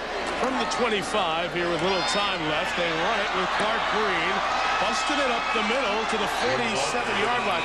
Remember all the timeouts they used in that situation to kick the field goal. They have one remaining that they take here with 32 seconds to go. See that? That's not the time you use your time. If you got one left, you pick up a first down, you get up to the line of scrimmage. That's unbelievable. 21 of 24. 268 and 3. Mike, you said it perfectly. He should be the poster child for college football. Everything that is good about the sport is Phillip Rivers. Not a me attitude, a very team-oriented guy, family guy, as we mentioned. His dad, a coach. Lee, you've been watching this number here? Oh, yeah. You guys stay there the second half and watch this, because let me tell you something. He's going to break this record. They will keep him in till he gets 465. I don't care what the score is. Now, Kansas might try to score here. If they try to get down the field with a long pass, I think we know who they're going to look for. Number 3. Why? Because Charles Gordon, 3 different times this year, has caught Hail Mary plays. In the driving rain of the season opener in Lawrence against Northwestern, he went up and got one, which eventually led to a field goal. One that ended up being a touchdown in the wild score, 50-47 overtime loss to Colorado. And then he had a third later on in the season. Here's Whittemore up top. It's not Gordon, but it's almost caught by Mark Simmons. They almost hit the home run with the other deep threat down the field, Simmons. But the coverage was there from Victor Stevens, the nickelback. It was there, but the receiver got behind him. There's under 30 seconds to go in the half. The last thing you want to let happen is for Mark Simmons, who's their best deep threat, to get behind you. Yeah. And that time, North Carolina State allowed him to get behind him, and it was good recovery by Victor Stevens. But get back. Get back, guys. The safeties need to get deeper. 2nd and 10, 25 seconds to go. Whittemore tries to get to the edge. He had time to throw it, but it was incomplete. Because of the pressure, he couldn't set up and get that one out to Gordon. We have 3rd and 10 with 21 seconds left. Oh, this is a young North Carolina State defense. The next few years, they're going to get better and better. But I think the biggest thing that hurt North Carolina State this year is a lack of leadership with that youth. You didn't see that guy like Thunder Dan Burnett, Torrance Holt. They had so many leaders last year. Terrence Martin up front. Those guys aren't here anymore. And I think that hurt this team when it was crunch time in some of those bigger games this year. Alan Holloway, Sheldon Lewin, a couple of veteran guys sent home from the bowl trip. That's where their leadership was. Screen to Green. Tracked down from behind. No timeouts left. It's 4th down. They're going to have to hustle here and throw the Hail Mary. Down by Garland Heath. Garland Heath with the play. Got to hustle, guys. Yeah, shut her down. You shut her down for halftime? Yeah. Go for a field goal. No. They don't have the length to make a field goal. Just a little humor. Phillip Rivers, a great half, 268 yards, 3 touchdowns in the first half. Here's Jerry with Chuck Amato. Well, Coach Phillip Rivers and company putting on an offensive clinic here in the first half. There can't be anything I can think of he's not pleased with offensively. 2 penalties down here on the goal line, which took us out of the score. We should have at least 3 more points. We can't. There it was in the red zone again, inside the 10-yard line. We come away with nothing. How about defensively? Where do you look to slow them down? You've given up a lot of yards here on the defense in the first half. They can have all those yards they want. They got 10 points on the board. If we hold them to 10 in the second half, guess what? We're going to win. We're going to win. They can get all that stuff in there. We're getting a feel for their game. We're overrun on a lot of things. I think we're not really taking advantage of what our speed is. But we got to get more heat on him. Okay, Coach, thanks a lot. Try to get some pressure on Whittemore. Guys not satisfied with the offense in the first half. Well, you saw it? The penalties in the red zone again? They had 340 yards in the half. You know what's going on out there. Now, the college football halftime report. And here's Chris Fowler. Mike, thank you. Yeah, never tell a coach It was a near perfect first half. Nothing to complain about. You know he's going to find something there. But for the most part, guys, a really impressive first half. You saw Philip Rivers running to the locker room at halftime, pointing to the crowd. The emotion you talked about pregame, real sharp effort in the first half. Absolutely. And he was so precise with the football. Very, very impressive to me because we saw how he was able to throw the football the entire season. But right now it's his last chance to play in a North Carolina State football uniform. So he's out there. He's hitting backs out of the backfield, receivers on slant patters. He's all over the field with the ball and very accurate. But I have to finish this thought with Chuck Amato. You got to love him. When you're a coach and you're intense, hey, it doesn't matter. Till that last second comes off the clock at the end of the game, hey, we've got to work on this. We've got penalties. We've got problems. We've got to put more points on the board. We can't let them score. It's great stuff. That's why he's a good coach. You're never satisfied. But look at this Kansas team. I'm impressed with their offense, too. Bill Whittemore at quarterback, spreading the field, doing a nice job against NC State's defense, playing man back there. But Kansas's defense, I don't understand. I mean, I know I'm not a very smart guy, but I'm watching this defense. They sit back there, soft zones, no pressure on Philip Rivers. I'm not taking anything away from Philip Rivers and NC State's offense. Terrific first-half performance. But, guys, at some point, switch it up. Get some pressure. Come with something else. I mean, you can't just drop 8 guys and sit there. Philip Rivers just tearing them apart. Pretty accurate guy if you let him shoot at those holes in the zone, huh? Holy. And finally, of course, those sees the light. No more field goals for Kansas. Field goals ain't going to get it done in the second half of trying to stage a comeback. We'll come back. These guys, Christmas wish list for college football as we come back at halftime, 28-10, Pack over the Hawks. Half number 2 of the 2003 Mazda Tangerine Bowl, and the final half for the seniors on both North Carolina State and Kansas, including Philip Rivers, who had about as good a half as a quarterback could imagine. Only 3 incompletions, 3 touchdowns, as NC State has taken a 28-10 lead into the locker room. And Kansas will get the ball first here in the second half. Jericho Cotchery in that first half became the all-time leading pass catcher in NC State history, passing Torrey Holt. State looking to win this bowl game for the second time, even though it's been a different name. This was the Micron PC Bowl, the CarQuest Bowl, some other name of it. It was played in the Dolphin Stadium, but now it is the Mazda Tangerine Bowl. Here's Jerry. Doc? Coach, what do you have to do in the second half to slow down this NC State offense? Well, you know, we let them score 28 points in 12 minutes. That means we're making big plays in zone defense. We're letting them just lob the ball in the holes in the zone, and we're not contesting the ball. And when we're a man and doing some blitzing, you know, we're just not being effective in our blitzes. So we gotta keep at it, and you know, just keep fighting, keep slugging it out. And we've got to move the ball and get points in the end zone. We're moving the ball well, but we got to get in the end zone. Thanks, Coach. All right, Michael. Okay, Doc. Thank you. Mark Mangino's been around some very good teams in Kansas State and Oklahoma. And the Kansas State situation, guys, is very similar to what KU faces here. You got to rebuild it because it's been so far down for so long, other than the couple of good years Glenn Mason had and our colleague Mike Gottfried back in the mid-'80s. Do you see the seeds here to turn this program around down the line? Yes, I do, and I think they got the right man to do it. But I think also one thing, they've got to improve their facilities. Unless they recruit the top players and you get facilities, I think Kansas is going to have a hard time beating those Big 12 teams. They got to get better facilities. Well, you're playing in the Big 12. Oh, and you have hello. Texas and Oklahoma and A&M and Nebraska and even Kansas State right down the road who are trying to improve every single year. And if Kansas is serious about competing, you don't only go out and hire a coach who's going to help you turn the corner. You have to help him with resources in order to help in recruiting. If you help in recruiting, you're going to have better personnel to go out and try to win. Let's see what they can do here in half number 2. Randall takes in the kickoff, and John tries to get to the outside. He's going to be brought down at the 21-yard line. Philip Rivers will have to stay loose and watch his defense try to get him back on the field. We'll check the ESPN game track. Presented by Bola Wines. Rivers 268 and 3. 2 of the touchdown passes to Washington in that first half. And as mentioned, only 3 incompletions. Meantime, NC State's defense, even though they gave up 243 yards, had a pick, the only turnover of the game, and held Kansas to just a field goal after that opening drive. So as Rivers warms, Whittemore brings him out and gives it to Charles Gordon. First down and out of bounds at the 34. Very close to a penalty marker as he was pushed out. but none was thrown. 14-yard gain. Add that to these T. Rowe Price first half stats. 27 plays of 10 yards or more in a first half that had 79 total plays.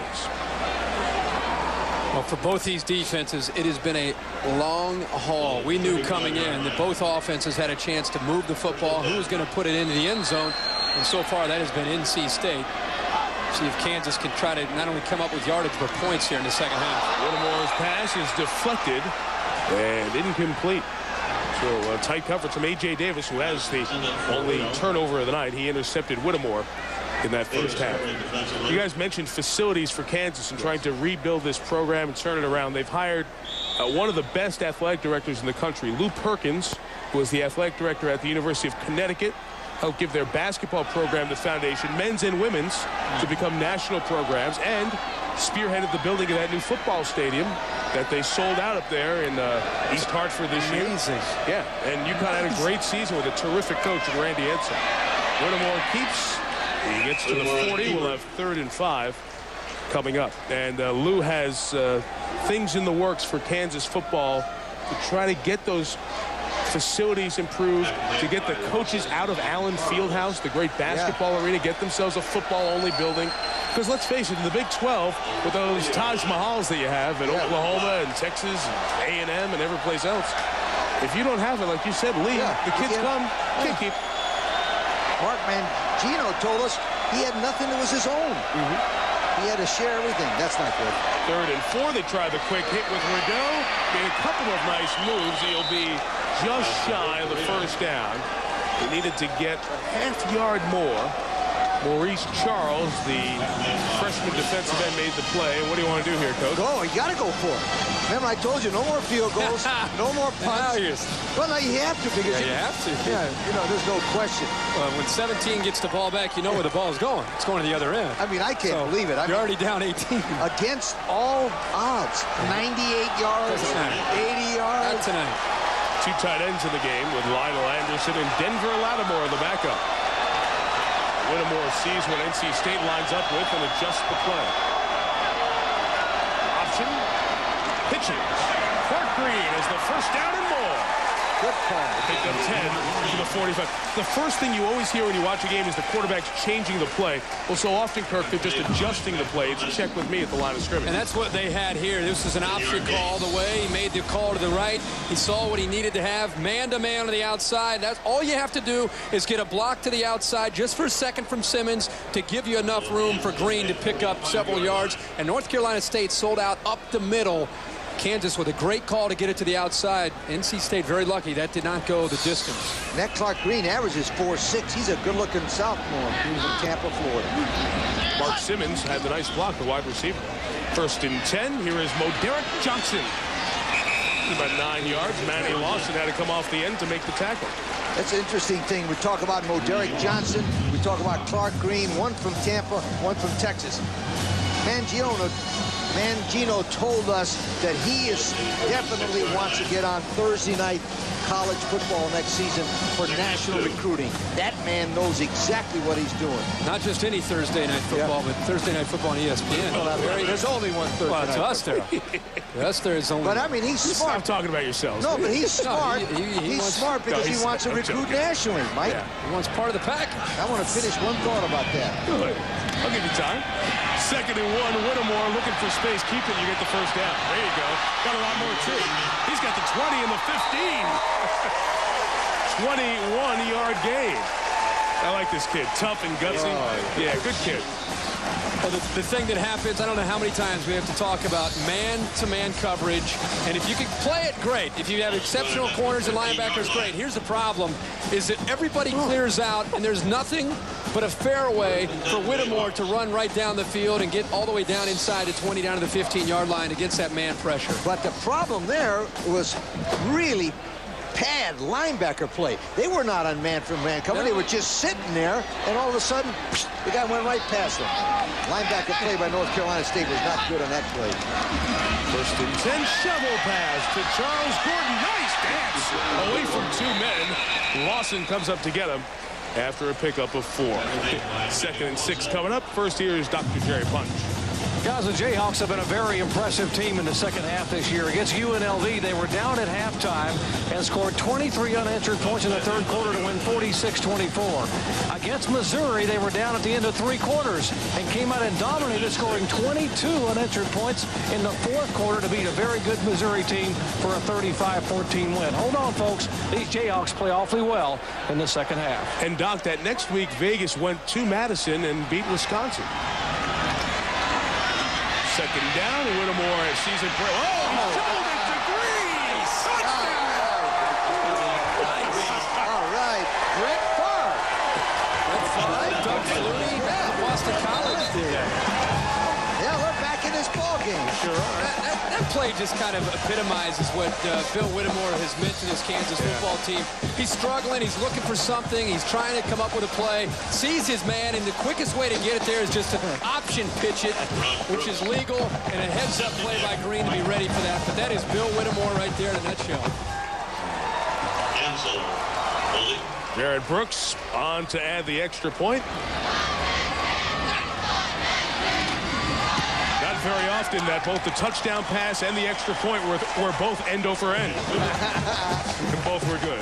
79-yard drive to start the second half. Clark Green out of Tampa comes back to Central Florida and gets KU back in the game. Tampa's Clark Green trying to become one of less than 10 running backs in KU history to hit 1,000 yards. Might not get there rushing-wise, but certainly a big pass reception to make this an 11-point game. Johnny Beck, there he is, out of Kansas City, Kansas, will kick it off.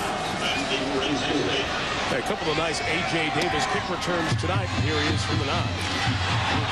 Freshman got hit once and got hit on this kick return as well. They're back inside the 10-yard line. That's two good special teams hits in a row. Clark McCracken with the crack on that. They are cracking on that kickoff coverage, too. Well, fourth down situation, 4th and 1 on the 44-yard line. And Whittemore runs the option play on an automatic play, and he makes a play on this scramble play right here. But the key play, before he makes this big play, was 4th down, and they gambled, and they had to go, there's the touchdown. And it's important to remember he gambled deep. I mean, that was still a lot of work to be done there, but down 28-10 facing Phillip Rivers, you have to take some chances. 1st and 10. Here comes Rivers. Fake to the right. Come back to the left to Tremaine Hall. Takes it out to the 20-yard line. Pickup of 9 on 1st down. See, now it's very important for Bill Young, the defensive coordinator for Kansas, to pin his ears back on his defense, take some chances. You heard Mark Mangino talking to Doc coming back in the second half. We sit back and we play zone. They find the bubble, and Phillip Rivers puts it in there. They need to put more pressure, take some chances. What do you have to lose? You're going to sit back and keep playing zone and let Phillip Rivers dictate things? Take some chances and come after him. But the problem they have is they can't hit Phillip Rivers. If they're in man coverage, it's 60 yards, boom, like that first drive, BBB. Well, I'd rather take a chance and play some man and pressure than sit back and get a slow death. McClendon keeps his balance, keeps his feet, pulls into the secondary, out to the 38-yard line, a pickup of 18. It's nice to see him healthy. It's just nice to see him back there, not limp after he gets up from a carry. Anybody that's talked about North Carolina State football has talked about the importance that this man brings to this offense. When you have a physical runner with great balance who's got a nose for the end zone like T.A. McClendon, it just helps the rest of your offensive package, which is built around Phillip Rivers. I thought it was interesting. Noel Mazzoni said, I'm used to an offense that's built around the guy dotting the I. Now it's an offense that's built around the quarterback play. 1st down. We'll swing out to Brian Clark, who is hit hard and taken out of bounds at the 39 by Tony Stubbs. You mentioned Noel Mazzoni being used to having that great running back. Just think about the guys he's had at Oregon State and Ole Miss and Auburn. He had some great running backs, John Avery, Deuce McAllister, the great running backs at Auburn that he had. Now he moved over to NC State. He said, whoa. It's an adjustment. He's got the guy. The problem is this is a pass-first offense, and McClendon's lack of health has not allowed them to develop a little stronger run game. 2nd and 8 against a 4-man rush. All day to throw to Kachary across midfield for another first down. They're getting close to an average of 10 yards per play as Rivers has hit 12 consecutive passes. We talked about Chuck Amato and his staff. He has 9 assistant coaches, and they average, listen to this, 30 years of coaching. The average. Hello. Boy, Manny Diaz kills that. I mean, Manny, but they got, he's 4 years. They got guys 38 years, 39 years. They average, Kirk, 30 yards in coaching. 9 guys. ARP staff. Chuck put together. Midfield, 13th straight completion, but this one will lose yardage. Richard Washington brought down by Banks Floodman, the sophomore. Linebacker made the play. You guys mentioned Manny Diaz. He is the linebacker coach in now his 4th year as an assistant coach. He's a guy who we worked with back at ESPN. He was a production assistant on our NFL Countdown shows back in the early and mid-90s. A guy who didn't play college football, worked around the Florida State team, but has become an assistant coach. It's a rare thing to see in this day and age of football, but a great example to those who have the dream to become a college football coach. 2nd and 13 after the loss of 3.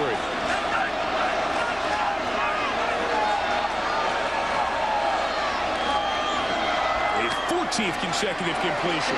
Kachary turning forward, laid it right on the yellow line, which he couldn't see, but it does mean a first down for State. I want to follow through on that staff situation because I think this is very, very smart on Chuck Amato. When he got this job, he went out and got those assistants. This is where he came from. The Pac-10, USC, Oregon State, the SEC, Arkansas, Tennessee, Pittsburgh, West Virginia, Florida State. You know what? All winning schools. Chuck Amato went out and got really good football coaches that know how to win. That's one right there, Noel. Yep, but he's lost some great assistants in the last 3 or 4 years, and he's replaced them with very good people. Mike Berry, Noel Mazzoni on the offensive side this year alone. Look at that, guys. 9.5 per snap. Might improve it. Up top. Clark. Touchdown. 4 touchdown passes on the night for Phillip Rivers. He could be on his way to a bowl record for touchdown passes in a game. Well, this is a well-designed play. They've had so many different plays tonight. Faking and fake the reverse, fake the TA. Now they're looking at TA for slipping out of the backfield, and right when they do, Brian Clark gets one-on-one coverage and goes right by the safety, Rodney Flower. Answer. Yep. Answer. How many times have you ever told me that? 7 plays it took. Beautiful job by that quarterback. He answered. How's his accuracy on the deep ball? Can he throw the deep ball? And Kiker adds the extra point. Well, he's completed 15 in a row, 27 of 30. The record for touchdown passes in a bowl game by a quarterback is 6. He's got 4. And we got a quarter and a half to go. 35-17. Rivers 4th to Brian Clark.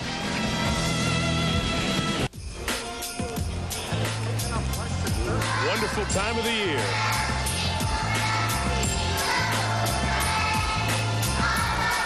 Some of the kids singing over at the Magic Kingdom.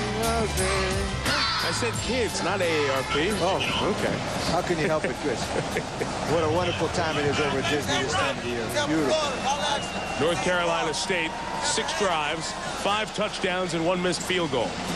4 of the 5 touchdowns, passes by Rivers. This is a live ball. Randall comes back and gets the muff that Clark Green couldn't handle.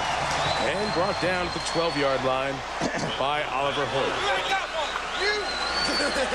Think Phillips having any fun on his way out here? 4 touchdowns. That is a Tangerine Bowl record. As mentioned, that includes the games that were played down in South Florida when this was the Blockbuster, CarQuest, and Micron PC Bowl.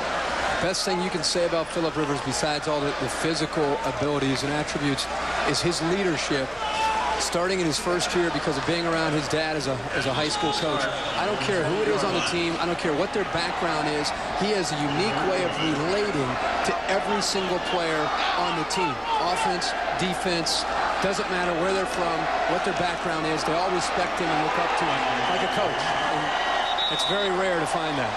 Well, Philip, as Green was stopped by Matty Lawson, Philip spent his formative years kind of elbowing around with his dad on the sidelines, as his dad was a high school coach in Alabama, you know, hanging around the chain guys and hanging around the line and learning plays and learning football from his dad. He said even to this day, when the game plan goes in and there's a new wrinkle, he calls his dad and tells dad, hey, when you see this play, we're going to run this, and we've put this on top of it. And one of the many special relationships that Philip has with his dad. After the loss of 1, here's 2nd and 11. And Whittemore's throw is deflected, but nobody was at that next level to come up with the interception. Wayne Herndon with the pressure. Talk about Philip Rivers' dad. You know, his dad, Philip, is a football coach now at Wakefield High School in Raleigh, North Carolina, 10-3. He took over a brand new school, and within 4 years, he's got a 10-3 record at that school. And he told us, Philip Rivers did, the most influential person in his whole life has been his dad. And I'm telling you what, that just makes me feel wonderful. What a great human being that kid is. Dads and sons can share so much, but they're able to speak the language of football and share the passion for it as well. And as you guys know, that's something special. Here comes some heat off the corner. Another blitz up the middle. Whittemore gets away, tries to make a play, and it's incomplete. Intended for Mark Simmons. So NC State forces one of the rare 3-and-outs here on the night. And we'll see an even more rare punt. The timing of that first 3-and-out is not good after NC State scores, and now Kansas has a terrible kickoff return, and to go 3-and-out is not the right time, because you know Philip Rivers over there not only cheering on the crowd, but getting loud for the defense. He's ready to put up another touchdown. Here comes the second punt of the game for Curtis Ansel. Remember, 91 Manny Lawson, pretty good standing up there. Yeah, he's blocked 4. He might set up a return here, but if they come, 91's usually close to it. Here he comes. He got it. He blocked the punt. As State put their hands on it, it will be NC State ball inside the 20 at the 18-yard line. Good call, Mike. I tell you what, that's a wonderful call. Give me a stat to back you up, Mike. The most blocked kicks since 2000, North Carolina State 31, Virginia Tech 26. An amazing thing to me. Listen to this. And now 32 with the one here at the ball. Listen to this. Since Chuck Amato left, we'll watch Lawson here. Watch it. How about blocking him? He leads the nation. I mean, you might want to keep an eye on 91. 91 White has a tendency to block punts. Since Chuck blocking. Yo, let me finish. Go ahead. When Chuck Amato left, since he left Florida State, Florida State is not in the top 15 teams. That's where full circle. Yeah, you know, I wanted to say that. All the way back to Tallahassee. Yes, that's right. Somehow. Since 2000, Florida State is not in the top 15. So what you're saying is North Carolina State is number 1. That means they miss him at Florida State. So that's what I try to get across to you. In other words, nice job, Wolfpack. But in reality, Bobby, get it in gear down in Tallahassee. Tangerine trying to make it happen, keeps it alive, takes it inside the 15, and the penalty flag comes in here at the end of the play. He's a strong receiver. 6'1", 200 pounds, and it's probably the area he's improved the most is picking up yards after the catch.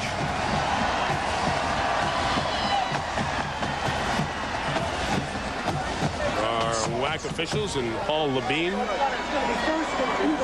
figuring out how to administer this flag.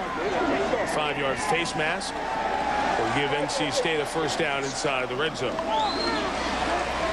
So those of you just joining us, it is the 2003 Mazda Tangerine Bowl, the start of Capital One Bowl Week here on ESPN. Those of you tuning in for Monday Night Countdown, usually on ESPN at this time, Stu Scott and the guys are over on ESPN2 getting you ready for the Packers and Raiders at the top of the hour on ABC. Right after us, we'll have Iowa and Texas Tech. Steve Alford against Bobby Knight. So a very good college hoop game to follow. Here, North Carolina State trying to send Philip Rivers away from Raleigh with another victory. No quarterback has started more games in the history of Division I football. 51st and final start here tonight. It is 1st and 1, actually, with the flag, because the penalty, it stayed first down. So 1st and 1, bust up the middle, Roger Davis, the freshman out of Tallahassee. touchdown. There's Tallahassee on the board there. Starting with the punt block from Manny Lawson. I like Reggie Davis coming in there with some fresh legs. Davis, who was a linebacker and fullback mostly in high school, at 6'2", 220 is a big back. Did all of his 24 runs for 82 yards against Duke this year, and powers it in for NC State's 6th touchdown of the night. Best thing that could happen between now and next year is Reggie Davis drop a few pounds, get a little quicker, and push T.A. McClendon to just have a heck of a 1-2 punch next year at that backfield. Kiker adds the extra point.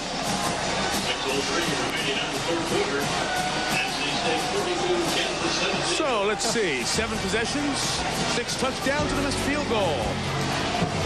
Right, Reggie Davis carries it in for that one.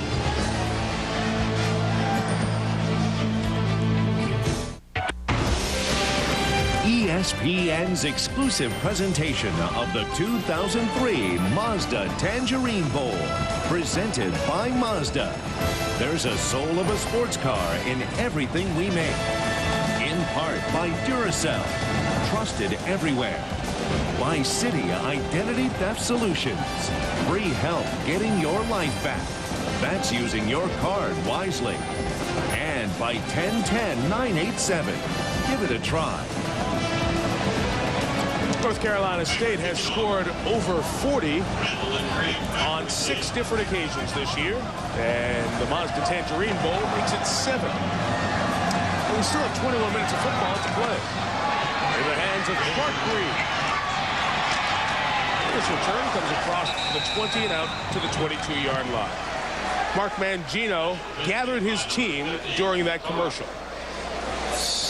You guys better reach back for everything you have to finish this game. Okay, you understand me? If anybody doesn't understand me, let me know, okay? I'm going to watch this film closely. And I want to see guys from playing to the end and fighting and clawing. That grabbing stuff isn't going to get it. You got to wrap up the tackle. You with me? Let's get it done now, boys. Let's keep going.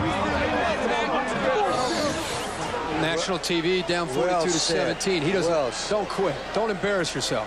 Well said. Whittemore got it out there to his freshman Charles Gordon. He'll take it out to the 40-yard line. Pickup of 17. And again, that's, Lee, you can talk about this better than anybody. That's the process of trying to take a program that's been a perennial loser and trying to teach them the growing pains of trying to mature and grow as a program. Got them 2-10 last year, 6-6 this year to a bowl game, but you don't want to get to that bowl game on national TV and embarrass yourself. Attitude. Yep. Remember the key word he kept talking about? Attitude in every single thing they do. Positive. He's building a football program the right way. First down from the 40, the senior quarterback Whittemore gives to Green, who has a nice wiggle here. Got across midfield, almost a chance to break at the distance, a pickup of 13 yards. I want to get one more point about what Mangino is doing. Also, the fact he's talking about discipline and attitude in every area. He took the grade point average from 1.9 on that football team when he took over to 2.5 now. That's what he's talking about. Every single aspect of the game, Mangino wants perfection.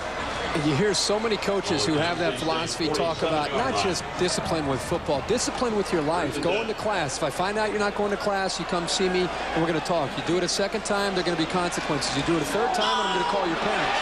Whittemore, great reception down the sideline for Rideau. Brandon Rideau has had a fabulous game here tonight. That's his 7th catch. He's going to get close to about 90 yards here on the night. He did his best impression of Mike Williams at USC here. Brings the right hand and pulls it in to secure the football. And hey, this Kansas offense isn't quitting. They just need to be able to continue to try to punch it in and come up with points. Close to 400 yards now of total offense. And there's another case of Rideau as a kid from Texas. Remember, we talked to Mark about this, Mangino, all the time. He said, I got to recruit all over the country. Now getting to that point one more time. 1st and 10. Whittemore on a design quarterback draw. Gets a yard to the 16. You know, Coach, when you talk about the program and building it, at least there is something to lean back on in terms of tradition. There have been many lean years, but was there any better Then the 63-64 All-American Gale Sayers. First player in Division I history to have a 99-yard run, did it? Against Nebraska, 1963. Not fair. I mean, look at the legs. He's all legs. Look at these guys trying to stay up with him. He was so far ahead of his time. Look at that. Youngest ever inducted into the NFL Hall of Fame, 1977. Age 34. One of the all-time greats. Whittemore for Gordon. Broken up by A.J. Davis, who was there on the cover. He's one of several prominent football alums in the Kansas scrapbook. Gale Sayers. This time, Whittemore was just a hair late, giving Davis enough time with his quickness to come over and recover, because he was beat to the corner by Charles Gordon. But it was nice recovery speed. The ball was thrown a little bit late there. That A.J. Davis has made it a couple of nice plays. An interception. Also, a redshirt freshman from Durham, North Carolina. Looks like a good-looking prospect for the future. Bright future, yep.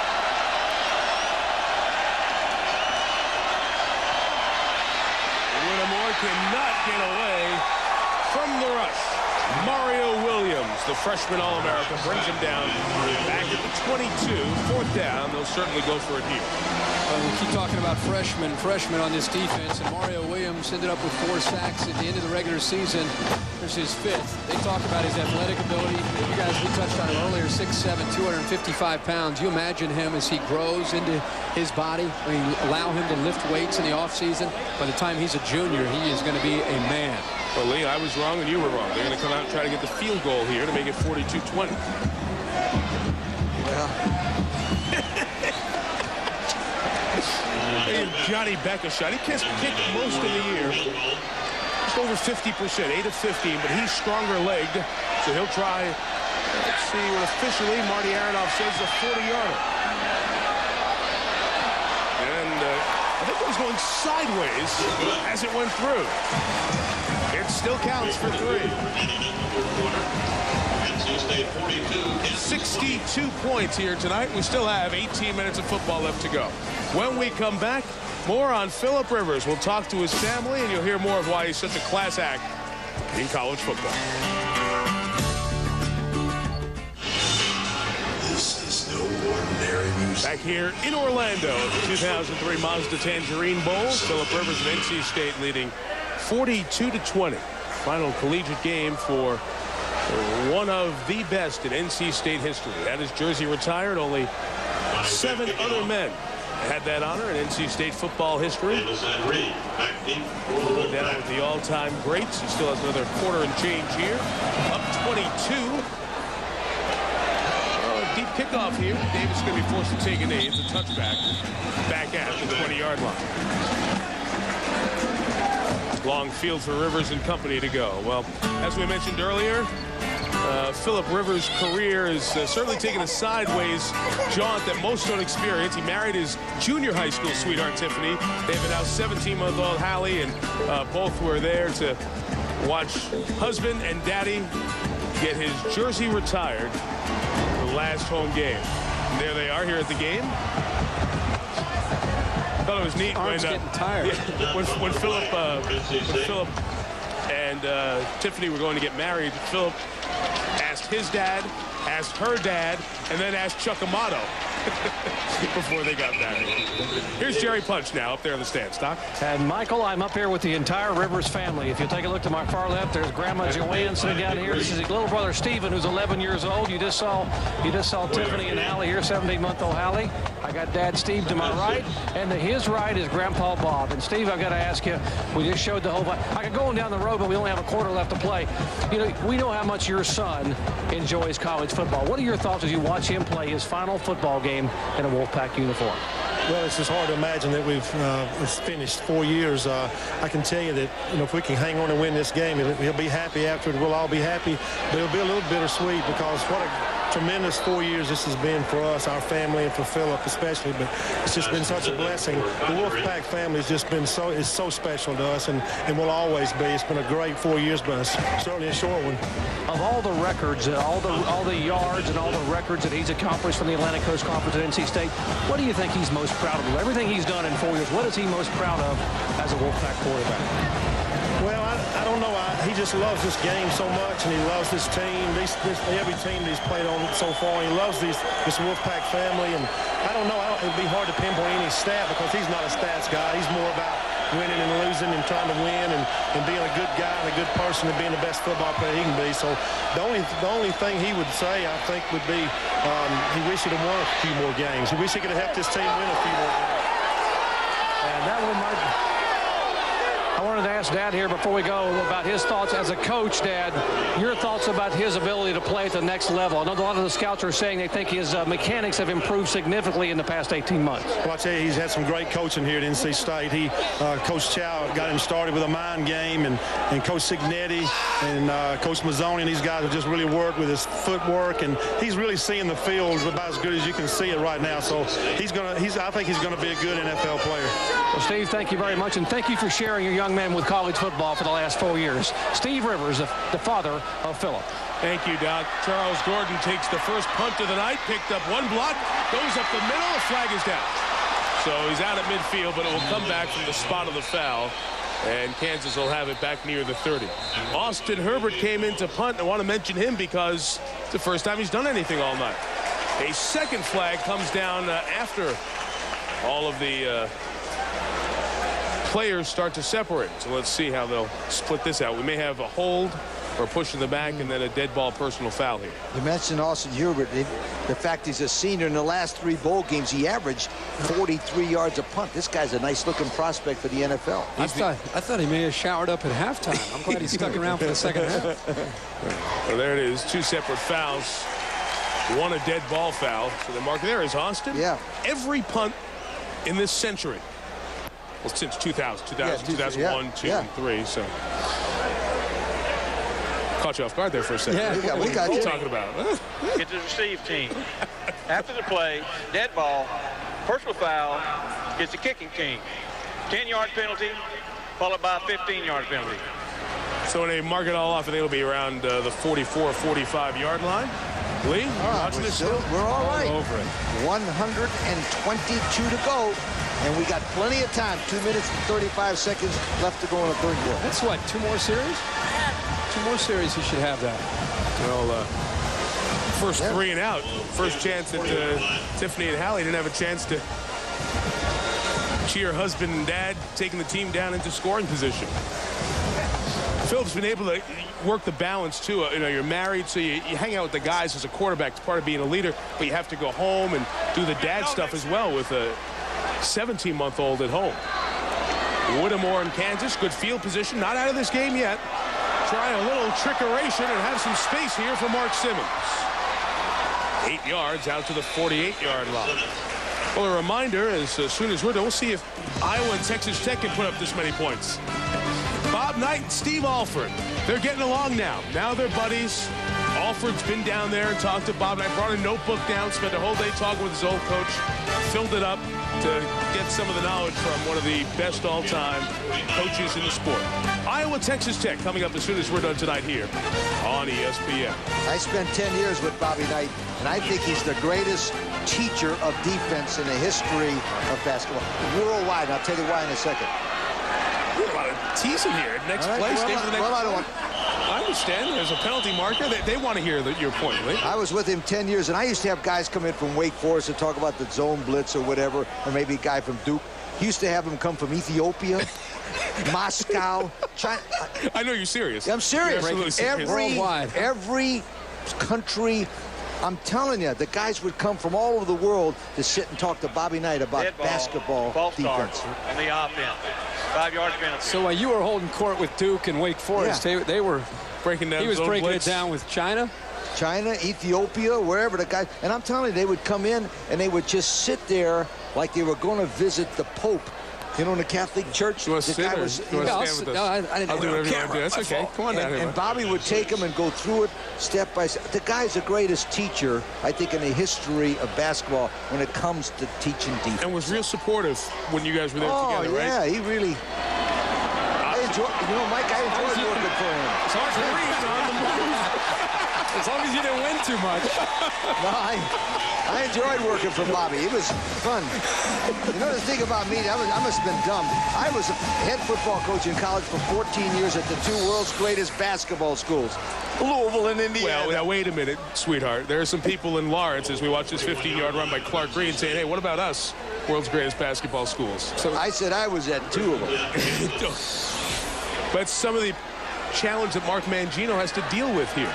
Trying to build a winning football program at a school that is legendary for its basketball success. Here comes Green, cuts it back. Here he goes at the 30. Another first down. Boy, is he having a good night as well, huh? But that should take Green about 95 yards rushing here. You know, ever since Mangino talked to his football team, particularly offensively, you notice them fighting back? Yes, absolutely. I mean, he's serious. Guy knows what he's doing. Right on 95 for Green. They sneak a score in here. We'll have a game in the fourth quarter.